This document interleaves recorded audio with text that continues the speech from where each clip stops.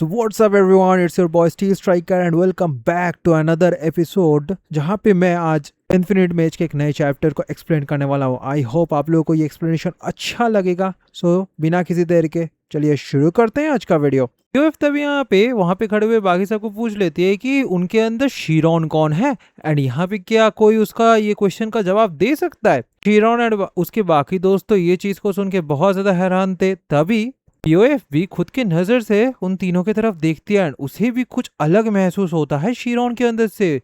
POF फिर कहती है कि तो फिर उसका नाम शीरोन है। हाँ, वो यहाँ पे शीरोन को पहचान चुकी थी, वो फाइनली यहाँ पे सब कुछ देख सकती थी शीरोन के बारे में एंड फाइनली शीरोन कैसा दिखता है वो भी पीओएफ को प्रॉपरली दिखाई दिया था।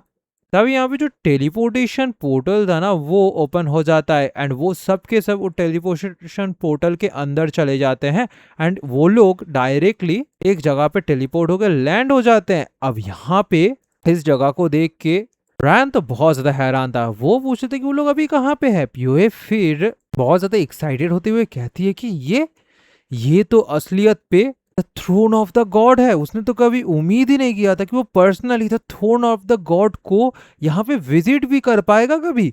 हम लोग यहाँ पे समझ पाते हैं कि ये जो टावर था ना ये असलियत पे रा का घर था, यानी कि द गॉड रा का घर।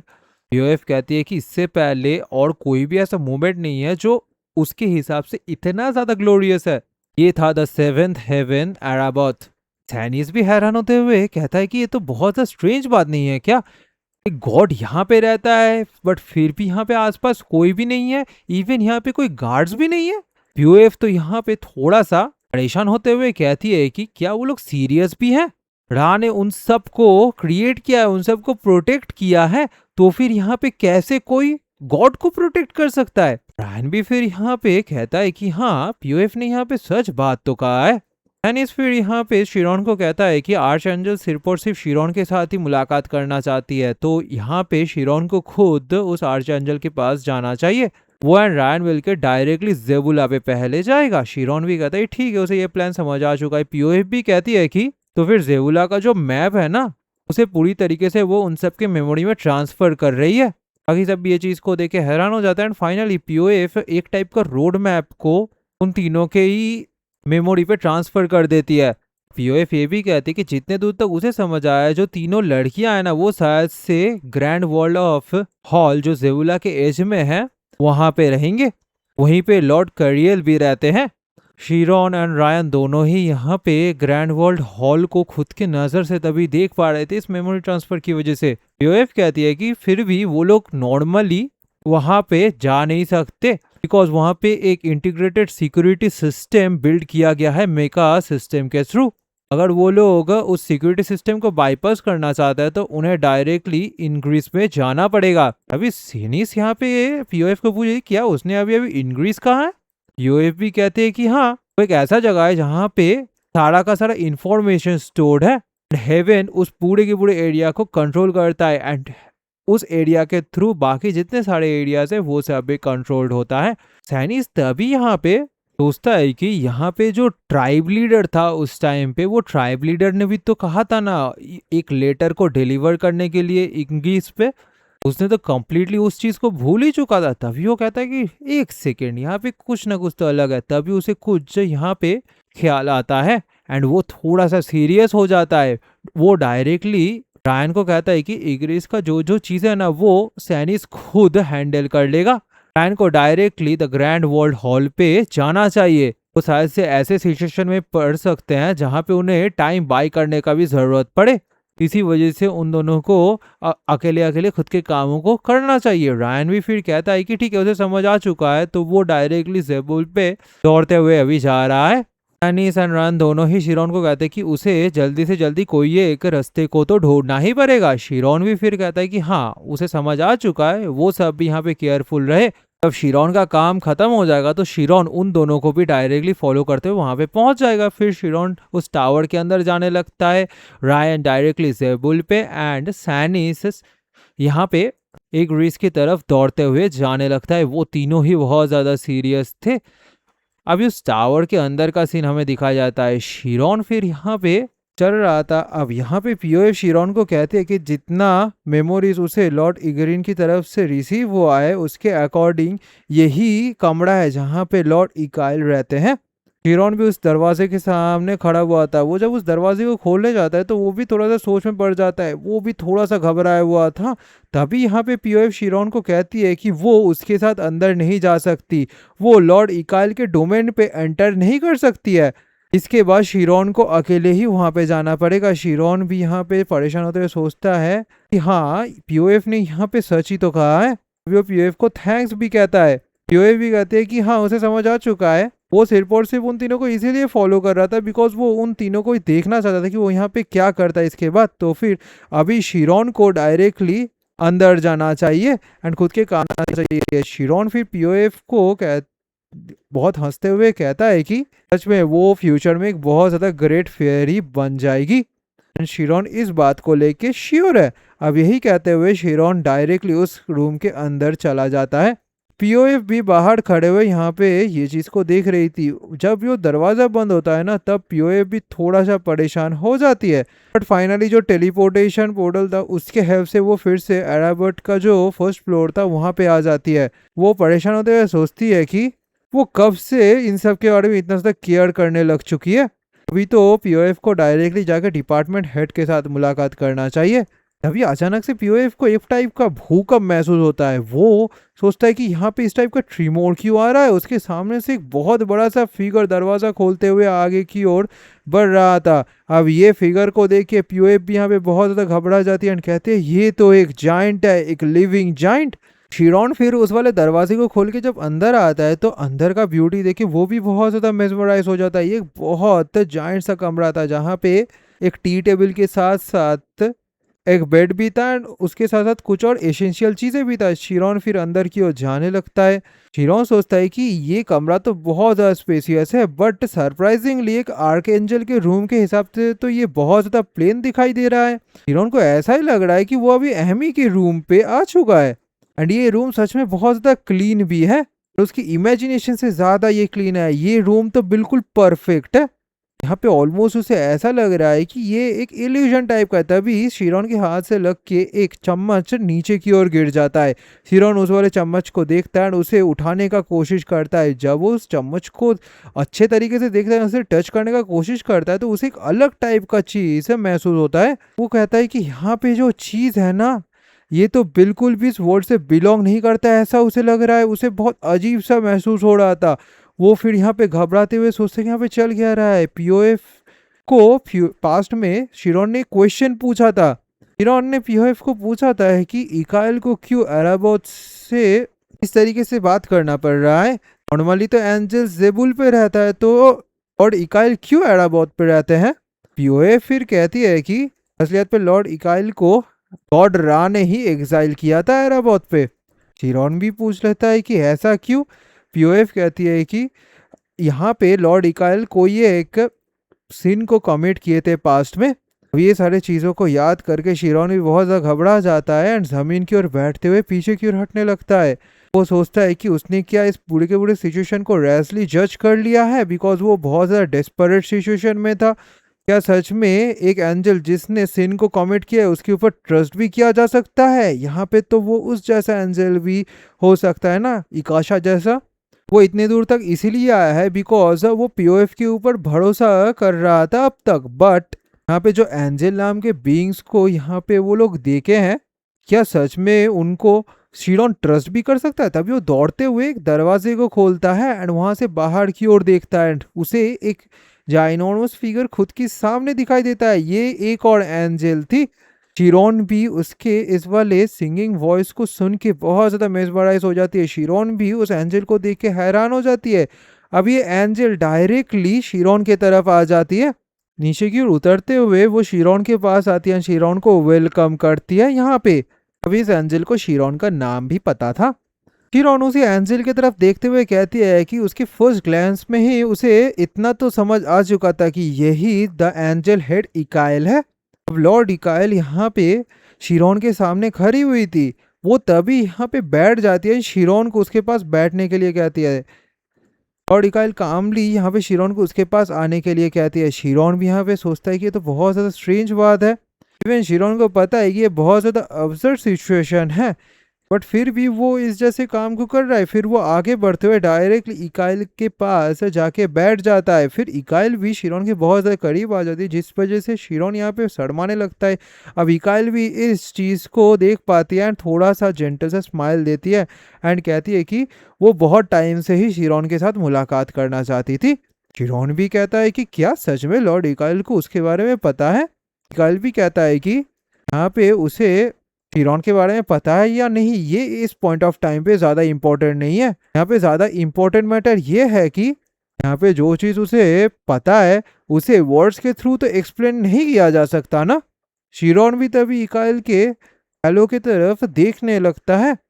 यहाँ पे इकाइल भी इस चीज़ को नोटिस कर पाती है एंड कहती है कि अच्छा, वो इस चीज़ को लेके क्यूरियस है। ये असलियत पे एक एसेंस है होली लाइट का, जो एंजल्स का माइंड भी कहा जा सकता है।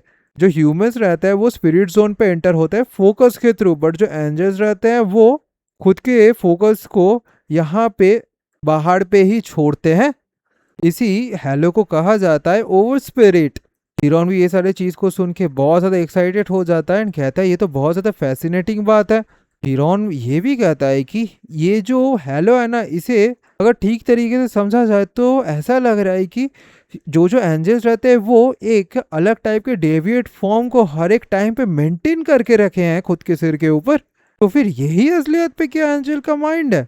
और इकाइल भी कहती है कि हाँ, पहले ये और ज़्यादा ब्राइटर हुआ करता था, बट लॉर्ड इकाइल ने एक सिन को कमिट किया था, जिस वजह से लॉर्ड रा ने उसके इस लाइट पावर को सप्रेस कर दिया है। अभी हिरोन को भी फिर पीओएफ का बात याद आता है कि कैसे यहाँ पे पीओएफ ने कहा था लेडी इकाइल को लॉर्ड रा ने ही एडाबोथ पे एग्जाइल किया था बिकॉज उसने कोई सीन को कमिट किया था। शिरोन ने ये भी पीओएफ से पूछा था कि वो सीन क्या था। पीओएफ भी कही थी कि उसे याद नहीं है। हिरोन फिर परेशान होते हुए पीओएफ को पूछ लिया था कि वो लोग और कोई आर्च एंजल का बात नहीं कर रहे हैं, वो head of the archangel lord इकाइल का बात कर रहे हैं एंड वो इतना भी रिमेम्बर नहीं करके रख सकती कि इस रीजन की वजह से लॉर्ड इकाइल को यहाँ पे एग्जाइल किया गया है। तभी यहाँ पे भी सीरियस होते हुए कहती है कि लॉर्ड रा यहाँ पे उनके जितने सारे मेमोरीज था ना इस सिन के बारे में, उन सब को इरेज कर चुका था। तभी शिरोन हैरान हो जाता है एंड प्रेजेंट टाइम में आके लॉर्ड इकाइल को डायरेक्टली पूछ लेता है कि उन्होंने कौन से सीन को एग्जैक्टली किया था। अब लॉर्ड इकाइल भी यहाँ पे इस चीज़ को सुन के थोड़ा सा सीरियस हो जाए। तभी शिरोन परेशान होते हैं लॉर्ड इकाइल को सॉरी कहता है बिकॉज वो थोड़ा सा ज़्यादा ही यहाँ पे चीज़ें पूछ लिया था। लॉर्ड इकाइल भी कहती है कि उसके पास उस सिन को लेके कोई भी रिग्रेट नहीं है। इवन तो उसे पता है कि उसने एक सिन को कमिट किया है, फिर भी जो रिग्रेट है ना वो बिल्कुल भी लॉर्ड इकाइल को फील नहीं होता है। हिरोन भी फिर लॉर्ड इकाइल की तरफ देखने लगता है। फिर वो थोड़ा सा इधर उधर देखते हुए लॉर्ड इकाइल को पूछे क्या वो उस चीज़ को थोड़ा सा नज़दीक से देख सकता है, क्या वो यहाँ पे उस हेलो को टच कर सकता है। अब ये चीज़ को कहने के बाद शिरोन तो बहुत ज़्यादा शर्माने लगता है। वो तभी फिर से परेशान होते हुए कहता है कि वो तो सिर्फ और सिर्फ खुद के मन का बात है यहाँ पे डायरेक्टली कहा रहा था, वो बिल्कुल भी इन सारी चीज़ों को लेके मीन नहीं करता है। तो जो चीज़ें अभी अभी शिरोन ने कहा है प्लीज़ लॉर्ड इकाइल उन सारे के सारे बातों को यहाँ पे भूल जाए। तभी लॉर्ड इकाइल शिरोन को बुलाते हुए कहती है कि वो यहाँ पे उसे टच कर सकता है। अब शिरोन भी ये सारी चीज़ों को देख के बहुत ज़्यादा शर्माने लगता है। फिर वो लॉर्ड इकाइल को पूछा थी क्या वो श्योर है। फिर वो धीरे धीरे खुद के हाथ को आगे की ओर बढ़ाने लगता है एंड लॉर्ड इकाइल को पूछ लेता है कि इस चीज़ को टच करना क्या यहाँ पे डिसरेस्पेक्टफुल नहीं रहेगा। हाँ, तभी जब शिरोन उस वाले हेलो को टच करता है उसके अंदर भी एक टाइप का गोल्डन एनर्जी एमिट होने लगता है। शिरोन फिर कहता है कि ये तो बहुत ज़्यादा वार्म है। लॉर्ड इकाइल एंड शिरोन तभी बहुत ज़्यादा करीब थे एंड यहाँ पे शिरोन उस वाले पावर को महसूस कर रहा था। तभी शिरोन को अचानक से कुछ महसूस होता है, वो फिर से यहाँ पे पीछे की ओर हट जाता है। और इकाइल फिर शिरोन को कहता है कि उसका जो हेयर है ना वो बहुत ज़्यादा मेशी है। शिरोन भी फिर हंसते हुए कहता है कि हाँ, बिकॉज वो जितनी जल्दी हो सके यहाँ पे दौड़ते हुए आ चुका था। एक्चुअली उसके साथ यहाँ पे बहुत सारी चीज़ें हो चुका है यहाँ पे आने के टाइम पे। तभी शिरोन को एक चीज याद आता है, यहाँ पे तो उसके साथ बहुत सारी चीजें हुआ था, एमी एंड बाकी सब का किडनैपिंग के बारे में भी शिरोन को याद आ जाता है। शिरोन फिर सीरियस होकर खड़ा हो जाता है। शिरोन सोचता है कि ऐसा कैसे हो सकता है, वो इतना ज्यादा क्रेजी कैसे हो सकता है, कैसे इतना ज्यादा इंपॉर्टेंट चीजों को इस तरीके से भूल सकता है। तभी शिरोन परेशान होते हुए लॉर्ड इकाइल को रिक्वेस्ट करने लगता है उसे हेल्प करने के लिए। उसका जो फ्रेंड्स था वो कैप्चर हो चुके थे, उनको कैप्चर करके जेबुल पे रखा गया था, जो रिचुअल है उसे करने के लिए, जिससे वो नए लाइफ को बर्थ दे पाए। यहाँ पे जो एंजल्स हैं वो उसके दोस्तों के हेल्प से फोर्सफुली नेफिलियम को बर्थ देना चाहता है। तभी लॉर्ड इकाइल भी कहती है कि ये तो बहुत ज़्यादा टेरेबल सिचुएशन है। लॉर्ड इकाइल फिर शिरोन को पूछ रहे थे क्या वो उसके फ्रेंड्स को पसंद करता है एंड वो क्या खुद के लाइफ को भी यहाँ पे उस चीज़ के लिए रिस्क में डाल सकेगा। शिरोन फिर डायरेक्टली बिना की कोई चीज़ सोचे हुए कहता है कि हाँ वो ऐसा कर सकता है। तभी ये बात को सुन के लॉर्ड इकाइल भी शिरोन को कह देते कि वो शिरोन को हेल्प ज़रूर से करेगी, बट यहाँ पे शिरोन को एक चीज़ पता रहना चाहिए, अगर शिरोन को खुद के दोस्तों को यहाँ पे बचाना है तो उसे एब्सोल्युटली एक स्टोरी को तो लॉर्ड इकाइल के पास से सुनना पड़ेगा। शिरोन भी कहता है एक स्टोरी जिसे उसे सुनना ही है। तभी यहाँ पे लॉर्ड इकाइल भी कहती है कि हाँ ये स्टोरी है हेवन के बारे में, एंड उसके साथ साथ ये स्टोरी है मायरो नाम के एक वुमन के बारे में भी। अब ये चीज़ को सुन के यहाँ पे शिरोन भी घबराते हुए सोचता है कि उसे फिर से ये नाम यहाँ पे सुनाई दिया है, एंड ऊपर से मायरो का नाम उसे एक आर्च एंजल के मुंह से सुनाई दिया है। ऑफ कोर्स यहाँ पे ये जो हेवन का जर्नी था ना, उसका मेन मोटिव ही ये था कि वो मायरो को ट्रैक डाउन कर पाए, बट इस पॉइंट ऑफ टाइम पे उसे मायरो के बारे में क्यों पता चल रहा है। चिरॉन फिर यहाँ पे डायरेक्टली इकाइल को पूछ लेती है कि क्या उनको मायरो के बारे में पता है। लॉर्ड इकाइल भी कहती है कि हाँ वो एक बार मुलाकात की थी, वो बहुत ज़्यादा फॉन्ड थी मायरो को लेके, बट ऑफ कोर्स मायरो यहाँ पे इकाइल को बहुत ज़्यादा डिसलाइक करती है। चिरॉन भी फिर कंफ्यूज होते हुए पूछती कि ऐसा वो कैसे कर सकती है। तभी लॉर्ड इकाइल शिरोन को कहती है कि ये कहानियों को सुनाने में उसे ज़्यादा टाइम नहीं लगेगा, एंड वो यहाँ पे तब तक के लिए शिरोन के हेयर को ब्रश भी कर सकता है एंड उसके हेयर को कॉम कर सकता है। शिरोन भी फिर सोचता है कि ये जो चीज़ लॉर्ड इकाइल के हाथ में है ना, ये कंघी, ये तो बहुत ज़्यादा डेलिकेट फोटोन शेपिंग के थ्रू तैयार किया गया है।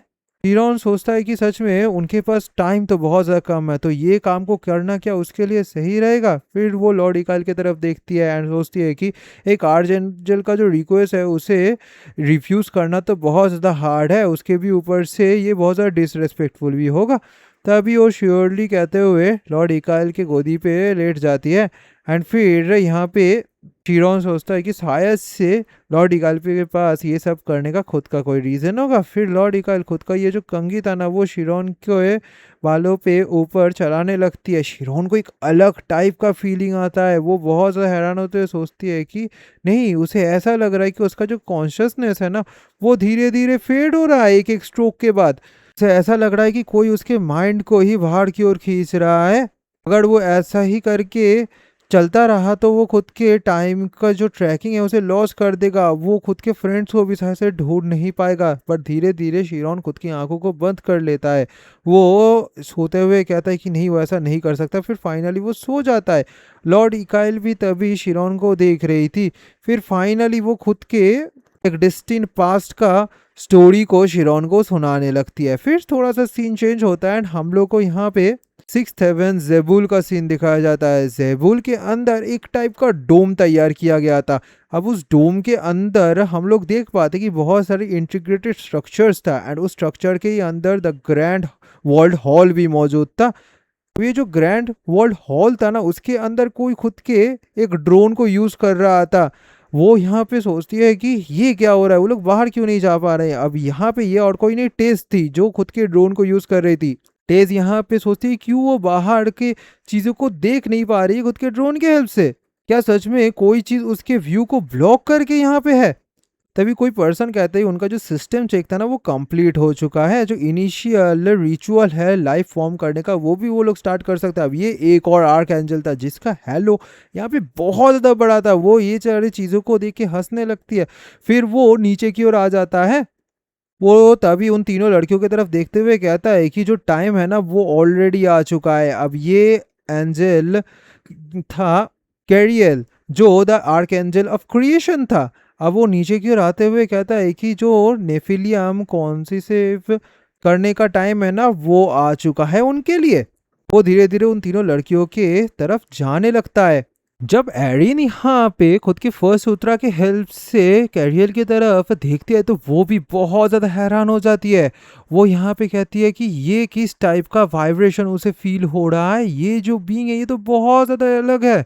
ये जो बीइंग है ये सिर्फ और सिर्फ प्रोबेबिलिटी पे ही एग्जिस्ट करता है। तभी हम लोगों को कैरियल का फॉर्म दिखाया जाता है जो बहुत सारे कलर से मिक्सड अप था, एंड स्पेशली उसके पास प्योर कलर्स था। अब ये नजरिए से यहाँ पे एरिन कैरियल को देख पा रही थी। अभी कैरियल यहाँ पे खुद के उंगली के ऊपर एक टाइप का लाइट को कंस्ट्रक्ट करने लगता है। अब ये चीज को देख के जो तीनों लड़कियां थे वो भी घबरा जाते हैं, नीचे की ओर देखते हैं। फिर यहाँ पे कैरियल एक टाइप के क्रिस्टल को यहाँ पे कंस्ट्रक्ट कर लेके आता है। वो फिर कहता है कि जो रिचुअल ऑफ लाइफ है ना वो अभी स्टार्ट होने वाला है। उसके पास ये जो पैनल है ये nearly infinite information of life को स्टोर करके है। क्या उन तीनों को इस बारे में समझ भी आ रहा है? अगर यहाँ पे उन्हें एक ह्यूमन को क्रिएट करना है तो उन्हें जो सारे चीजें, जो सारे लाइफ फॉर्म्स ह्यूमन से पहले एग्जिस्ट करते थे, उन सारे इंफॉर्मेशंस भी उन्हें रिक्वायर्ड रहेगा जो इसके अंदर स्टोर्ड है। अगर उस सेंस के थ्रू बात किया जाए तो वो तीनों लड़कियां ही बहुत ज्यादा फॉर्चुनेट है। वो लोगों ने एक ऑनर को गेन किया है जिससे वो descendant of the great angel को कैरी करेंगे खुद के बॉडी के अंदर। वो यहाँ पे कैरियल के चिल्ड्रंस को बियर करेंगे। अब ये बात को सुन के यहाँ पे एरिन, तेज एंड एमी तीनों ही घबरा जाते हैं। एमिन घबराते हुए कहते हैं कि वो एक परवर्ट है, वो यहाँ पे उसके पास में आने का हिम्मत भी ना करे एंड कोई भी वियर्ड स्टफ्स को भी वो ना करे। तेज भी फिर यहाँ पे कहती है कि अगर उनके ऊपर वो लोगों ने एक भी उंगली तक देने का कोशिश किया तो उसका जो हाल होगा ना वो बहुत ज्यादा बुरा होगा। कैरियल फिर कहता है कि रिग्रेटेबली जो लोग वो सोच रहे हैं ना वो यहाँ पे बिल्कुल नहीं होने वाला है। ये जो पैनल है ना ये सिर्फ और सिर्फ एक ट्रांसमिट इंफॉर्मेशन है जो उनके ब्रेन के थ्रू कनेक्ट किया जाएगा। एंजेलिक इंफॉर्मेशन है ना वो डेलिकेट वे से एंड कॉम्प्लेक्स वे से डायरेक्टली जो human probability and human consciousness है उसके अंदर भेजा जाएगा, जिससे जो नेफिलियम है वो तैयार हो सकता है। अगर ये प्रोसेस फेल हो जाता है तो उन तीनों का ही जो ब्रेन रहेगा ना वो इस प्रोसेस को फेल होने की वजह से शट डाउन हो जाएगा। अब ये चीज़ को सुन के वो तीनों ही और भी ज़्यादा घबरा जाते हैं। एरियल तभी उन तीनों के पास ही आते हुए पूछ लेता है कि उन तीनों के अंदर कौन उसका पहला सब्जेक्ट बनना चाहेगा इस ग्लोरियस आर्ट के हिसाब से। तभी वो सबसे पहले एमी के पास आ जाता है एंड उस वाले चिप को एमी के पास लेके आता है। एमी भी फिर कैरियल को कहता है कि वो यहाँ पे नेफिलियम को तैयार करने के बाद क्या करने का कोशिश कर रहा है। कैरियल भी कहता है उसके बाद वो उन सारे नेफिलियम्स को दूसरे वर्ल्ड पे भेजेगा एंड इस टाइम पे वो नेफिलियम उनके वर्ल्ड पे जाएगा। वीएमई कहती है ये सब कुछ करने के बाद ह्यूमन सिविलाइजेशन पे वो लोग घुसने के बाद फिर वो लोग क्या गॉड को उन सारे ह्यूमंस के ऊपर थोप देंगे और उन सबको गॉड ऑफर करेंगे। तभी डॉट कैरियर भी हंसते लगता है, बहुत ज़्यादा क्रेजी हंसते हुए कहता है कि उसे समझ आया, सब यहाँ पे बहुत ज़्यादा समझदार है। हाँ, अब ये क्रीपी सा स्माइल देख के यहाँ पे तीनों लड़कियां समझ जाते हैं। वो ये समझते कि ये जो नेफिलियम है ना वो असलियत पे कोई डिवाइन मैसेंजर्स नहीं है जो ह्यूमैनिटी वेलकम करेगा। वो ह्यूमंस को राह के पास लेट करके लेके जाते हैं। वो एक टाइप के स्पाई रहते हैं जो अदर वर्ल्ड पे डिस्पैच किए जाते हैं। एरियल फिर कहती है कि ये सच में एक बहुत ज़्यादा डिफिकल्ट डिसीजन है। तभी वो एरिन को यहाँ पे चूज करती है। बट यहाँ पे टेस फिर कहता है कि यहाँ पे क्या चल रहा है। एरियल फिर कहती है नहीं, उसे ये ग्लोरियस सब्जेक्ट के हिसाब से एक परफेक्ट होस्ट को सबसे पहले चूज करना चाहिए। तभी तीनों के तीनों लड़कियां सोचती है कि उन्हें खुद के फ्रेंड्स के लिए टाइम को बाय करना पड़ेगा। तब तक के लिए वो कैरियर को यहाँ पे स्टॉल करके रख सकता है। वो तीनों ही यहाँ पे कहते हैं कि वो लोग पहले जाएंगे। तभी यहाँ पे वो तीनों एक दूसरे के साथ झगड़ा करने लगते हैं। तीनों ही एक दूसरे की तरफ देखते हुए सोचते हैं कि सच में क्या वो तीनों भी यहाँ पे सेक्रीफाइस करना चाहते हैं खुद को। भी कैरियर कहता है कि सच में उन तीनों के पास ही बहुत ज़्यादा सिस्टरली अफेक्शन है। हाँ, वो लोग यहाँ पे इस ग्लोरी को सीज करने के लिए एक दूसरे के साथ ही फाइट कर रहे हैं। तभी वो तीनों लड़कियां ही सोचते हैं कि ग्लोरी वो किस बारे में बात कर रहा है। तभी कैरियर कहता है ठीक है, वो उसी तरीके का तीन और चिप को तैयार कर लेता है। एंड वो कहता है कि रिवर्ट के हिसाब से वो इन तीनों चिप को एक साथ उन तीनों के ऊपर इम्प्लीमेंट करेगा। ये चीज को देख के तीनों लड़कियां बहुत ज्यादा घबराए हुए थे। जो आर्च एंजल कैरियल था ना, ये एक टाइप का वर्स्ट परवर्ट था हिस्ट्री का, ऐसा ही उन तीनों लड़कियों को लग रहा था। वो तीनों ही यहाँ पे कहते कि नहीं, कैरियर को यहाँ पे छोड़ देना चाहिए। तभी यहाँ पे जो बॉक्स था, उस बॉक्स में भी कुछ हलचल होने लगता है। में पीओएफ का सीन दिखाया जाता है। पीओएफ यहाँ पे उस जाइंट के सामने खड़ा हुआ था। पीओएफ घबराते हुए कहता है कि वो किस चीज को अभी देख रहा है। एंड यहाँ पे अगर कहा जाए तो जो ह्यूमंस यहाँ पे खुद के रिचुअल्स में एंटर हुए थे, उनका नंबर्स एज मेनी एज 10,000 था। एंड उनसे जो क्रिएट हुआ था वो था the strongest giant in the history. उसका नाम था येमिर, जिसको the king of the Giants भी कहा जाता था। ये जो जाइंट उसके सामने यानी कि पीओएफ के सामने खड़ा हुआ है, वो the king of the giant है। अगर यहाँ पे रैंक का बात किया जाए तो एक जाइंट रेस कभी भी कोई एंजल, मारा या फिर इवन फेरिस के ऊपर बिलोंग नहीं करता है रैंक में। बट यहाँ पे अगर यमीर का बात किया जाए तो the king of the giant बाकी सारे जाइंट से बहुत ज़्यादा अलग है। अगर यहाँ पे दूसरे सारे चीज़ों को छोड़ भी दे तो यमीर खुद के बॉडी पावर से ही सेवरल वर्ल्ड्स को डिस्ट्रॉय कर सकता है। इवन वो एक मिडिल टियर एंजल्स को भी खुद के दम पे हैंडल कर सकता है। यमीर इतना ज़्यादा स्ट्रांग है। तभी पीओएफ खुद के सिर को झुकाते हुए लॉर्ड यमीर को ग्रीट करता है। अब यमीर भी पीओएफ की तरफ देखता है। अब पीओएफ भी घबराते हुए सोचता है कि ये क्या किया। अगर लॉ के हिसाब से बात किया जाए तो वो दोनों ही इक्वल पोजीशन में है, तो यहाँ पे पीओएफ को तो उसके सामने बाउ डाउन नहीं करना चाहिए। तभी यमीर हंसते हुए कहता है कि वो कौन है। पीओएफ फिर कहती है कि वो the fairy of the spiral है। यमीर भी कहता है कि हाँ, उसे ये न्यूज़ मिला है कि एक न्यू फेरी यहाँ पे बॉर्न हुआ है, तो फिर वही वो न्यू फेरी है। हाँ, सच में वो तो बहुत ज़्यादा क्यूट है। तभी यमीर पीओएफ के साथ खेलने लगती है थोड़ा सा। वो ये भी कहता है कि इस बार एक स्ट्रेंज फेरी यहाँ पे पैदा हुई है। ये अब पीओएफ भी यहाँ पे सोचती है कि बाकी सारे लोग उसके बारे में यहाँ पे क्या क्या कहते हैं। हाँ, यमीर फिर कहता है कि पिकाशा यहाँ पे रामायण पे अपियर्ड होके कुछ हेरेटिक्स को किडनैप किए थे ना, क्या इसी वजह से वो लोग यहाँ पे आए हैं। पीओएफ भी तभी कहती है कि हाँ, डिपार्टमेंट हेड इग्रीन यहाँ पे उसे भेजी थी।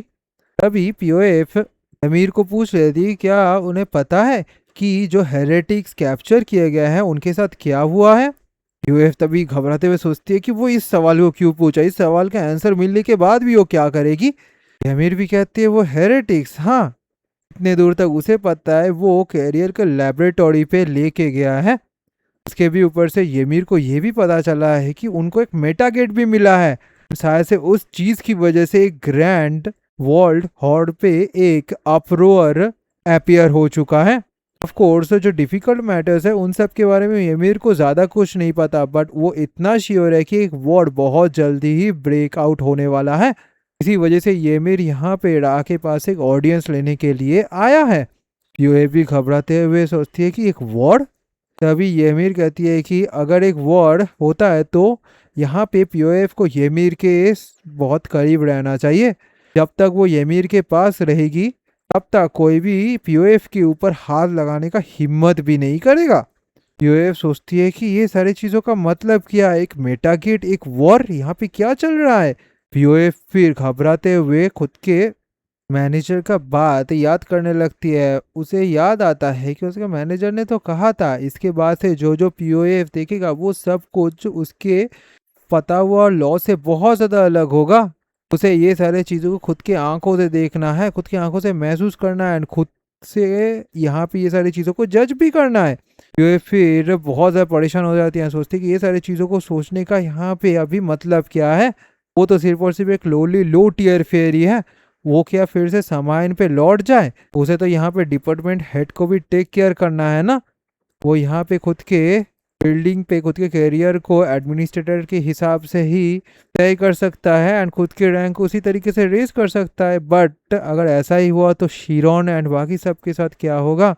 अभी उसे शिरोन का बात याद आ जाता है। शिरोन ने जाते हुए कहा था कि पीओए एक बहुत बढ़िया एक फेयरी फ्यूचर में ज़रूर से बनेगी। अब ये चीज़ को याद करते ही पीओए थोड़ा सा रोते हुए डायरेक्टली आगे की ओर बढ़ने लगती है। पीओए कहती है कि हाँ, उसे बिल्कुल भी पता नहीं है वो उसे अभी क्या करना चाहिए। उसे शायद से ही अभी यहाँ से जेबुल पे दौड़ते हुए जाना चाहिए। फिर वो उड़ते हुए डायरेक्टली जेबुल की तरफ जाने लगती है। फिर हम लोग देख पाते हैं कि एडाबॉथ स्फीयर का जो समिट था वहाँ पे यमीर आ चुका था। Ymir the throne of the एनाकिन रा के गेट के सामने खड़ा हुआ था। वो तभी एनाकिन रा को बहुत ज़्यादा रिस्पेक्टफुली पुकारते हुए कहता है कि उसका सर्वेंट यहाँ पे उसके साथ एक ऑडियंस रहने का रिक्वेस्ट कर रहे हैं। तभी जो दरवाज़ा था ना वो यमीर के लिए खुल जाता है। यमीर एक रूम के अंदर घुसता है। वहाँ पे बहुत सारे अजीब टाइप के टेंटिकल्स एंड और भी बहुत सारे चीज़ें थे।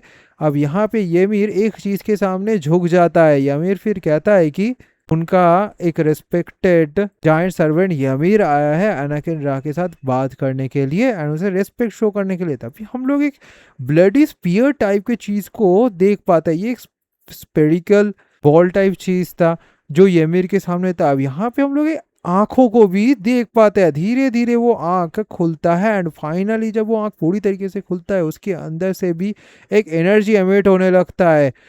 यहाँ पे यमीर भी ये सारी चीज़ों को देखता है एंड वो भी थोड़ा सा घबराया हुआ होता है। अब हम लोग समझ पाते कि ये चीज़ ही असलियत पे द गॉड रहा है। वो फिर यमीर को पूछ लेता है कि वो यहाँ पे क्यों आया है, वो अभी उसके साथ क्यों बात करना चाहता है। अब यही द एनाकिन ऑफ द रा द इंटरनल इमॉर्टल रा थे जिसका एज इम्पॉसिबल था एस्टिमेट करना किसी के लिए भी।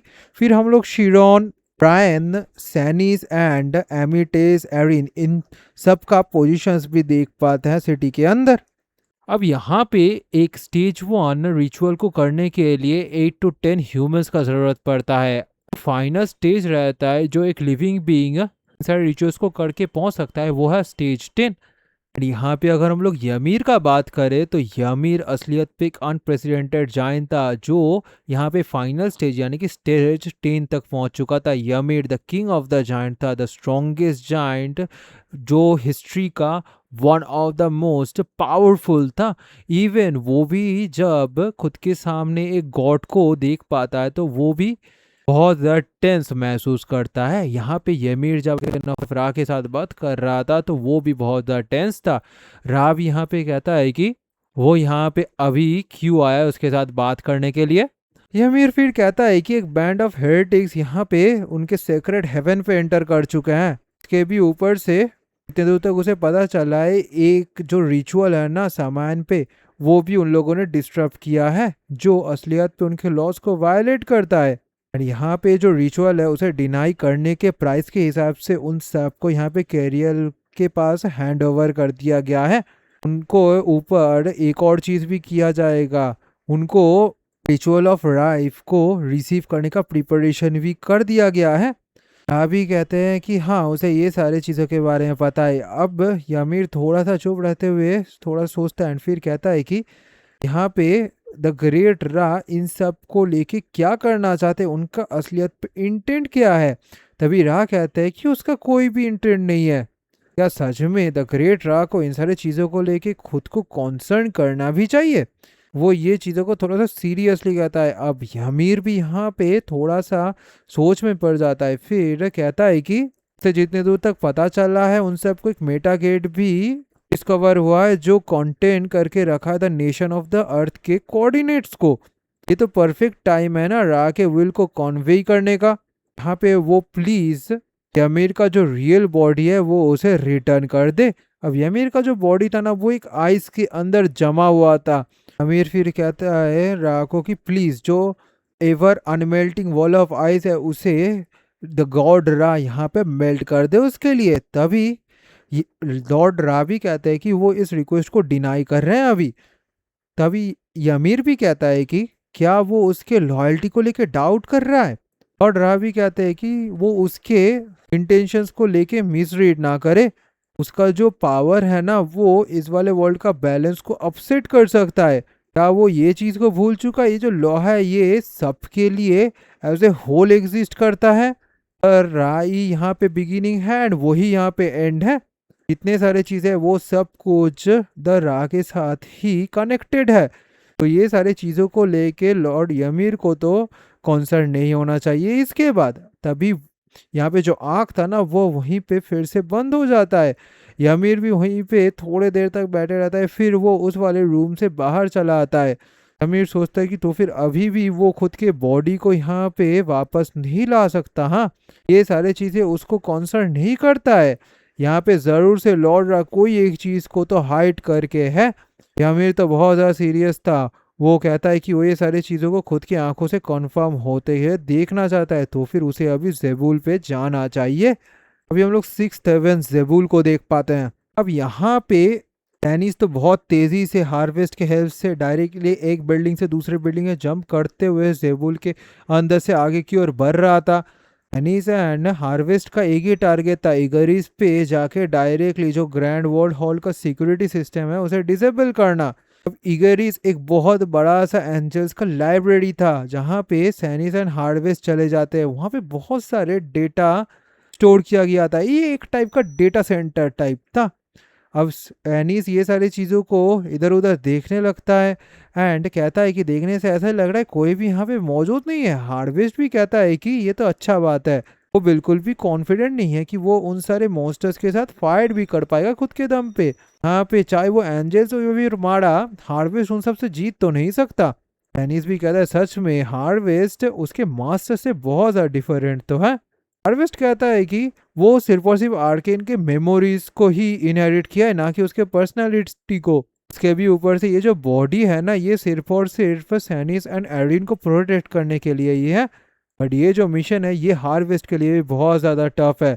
अगर शिरोन यहाँ पे इकाइल के पास से हेल्प को नहीं ले आ पाता तो वो लोग तो खुद के घर पे लौट नहीं सकते। सैनिस भी कहता है कि फिर एट द एंड ये सारे चीज़ें शिरोन के ऊपर ही डिपेंडेंट है। हाँ, बट यहाँ पे अगर वो लोग इस वाले सिक्योरिटी सिस्टम को डिसेबल नहीं करते हैं तो उनके पास फाइट करने का भी चांस नहीं रहेगा। सासू से समझ आया ना। तभी सैनिस एक चीज़ को टच करता है जिसे देख के सैनिस भी हैरान हो जाता है। वहाँ से एक डिस्क टाइप चीज़ बाहर निकल आता है। सैनिस कहता है ये। तभी हार्वेस्ट कहता है अच्छा उसे अभी समझ आया, ये असलियत पे इसीलिए लाइब्रेरी ऑफ द एंजल्स कहा जाता है बिकॉज यहाँ पे इस तरीके का रिकॉर्डेड चिप्स मौजूद है। यानी इस एक चिप को बाहर निकालते हुए यहाँ पे उस चीज़ को देखने लगता है। वो भी बहुत ज़्यादा हैरान हो जाता है।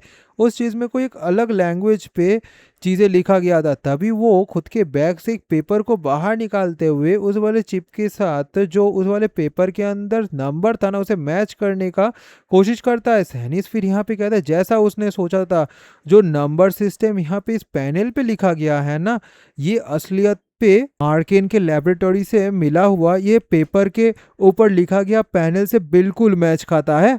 ऑफ कोर्स नंबर सीक्वेंस अलग है बट जो नंबर काउंटिंग एंड जो सीरियल नंबर यूज किया गया है ना ये बिल्कुल सेम है। एकदम पैटर्न सिमिलर उसे लग रहा है। हार्वेस्ट भी कहता है कि तो फिर इन्हीं सारे पैनल्स में से यहाँ पे आर्केन का भी पैनल कोई एक रहेगा। एनिस भी कहता है हाँ, जो सीरियल नंबर उसके मास्टर ने यहाँ पे छोड़ के गया है शायद से वो डॉक्यूमेंट भी यहाँ पे उसे मिल सकता है। शायद से जो कॉन्टेंट्स उस वाले डॉक्यूमेंट के अंदर रहेगा वही उसके मास्टर आर्केन को हेल्प किया होगा डार्क मैजिक में मास्टरी हासिल करने में। हार्वेस्ट भी यहाँ पे कहता है कि हाँ ऐसा हो सकता है। सैनिस भी फिर यहाँ पे सोचता है। अभी सैनिस हार्वेस्ट की तरफ देखते हुए उसे पूछता है क्या सच में उसे पास्ट के बारे में कोई भी चीज़ याद नहीं है। हार्वेस्ट कहता है कि नहीं, कोई भी चीज़ याद नहीं है। यहाँ पे हेवन रिलेटेड जो जो चीज़ें था ना वो सारे के सारे मेमोरीज यहाँ पे डिलीट एंड इरेज हो चुका है। सैनिस भी कहता है कि ऐसे ये चीज़ें अभी मैटर नहीं करता। अगर वो कोई एक रास्ता ढूंढ पाए जिससे वो खुद का डार्क मैजिक को स्ट्रेंथन कर पाए तो यहाँ पे वो उस चीज़ को एक ट्रम्प कार्ड की तरह यूज़ कर सकता है। एंड इवन शिरोन अगर इकाइल के पास से हेल्प को लेके नहीं आ पाया तो भी यहाँ पे वो शायद से लड़ पाएगा। तभी हार्वेस्ट भी कहता है कि शायद से इन सारे इंस्क्रिप्शंस को डिकोड करने के लिए उन्हें यहाँ पे एरिन का जरूरत पड़ सकता है। बट जो चीज़ को हार्वेस्ट एंड सैनिस दोनों ही देख पाते उसे देख के वो दोनों ही हैरान हो जाते हैं। यहाँ पे जो लैंग्वेज था ना वो नॉर्मल इंग्लिश में ट्रांसलेट हो जाता है। यहाँ पे सैनिस भी कहता है कि सच में ये कॉमन टंग पे चेंज हो चुका इस तरीके से। हार्वेस्ट कहता है कि ऑटोमेटिक लैंग्वेज कन्वर्जन, हाँ यहाँ पे जो इंफॉर्मेशन डेंसिटी है ये तो बहुत ज़्यादा ऑब्सर्डली हाई है। सैनिस यहाँ पे ड्रीमियो वो कहते हुए कुछ पढ़ने लगता है। तभी यहाँ पे कोई एक पर्सन आके सैनिस को कहता है कि उसे इस तरीके से उन सारी चीज़ों को पढ़ना नहीं चाहिए। सैनिस जब उस तरफ देखता है तो वो भी घबरा जाता है। यहाँ पे एक रेड आंखों वाला कोई पर्सन आ चुका था। वो कहता है कि ये सारे चीज़ों को पढ़ना लॉ के हिसाब से फॉरबिडन है। हार्वेस्ट फिर यहाँ पे कहता है सैनिस को केयरफुल रहने के लिए बिकॉज उनके सामने एक वन हॉर्न मारा है। सैनिस भी घबराते हुए सोचता है कि ये क्या हुआ। उसने जब चेक किया तो डेफिनेटली इस एरिया पे कोई भी मौजूद नहीं था, तो ये कहाँ से आ गया।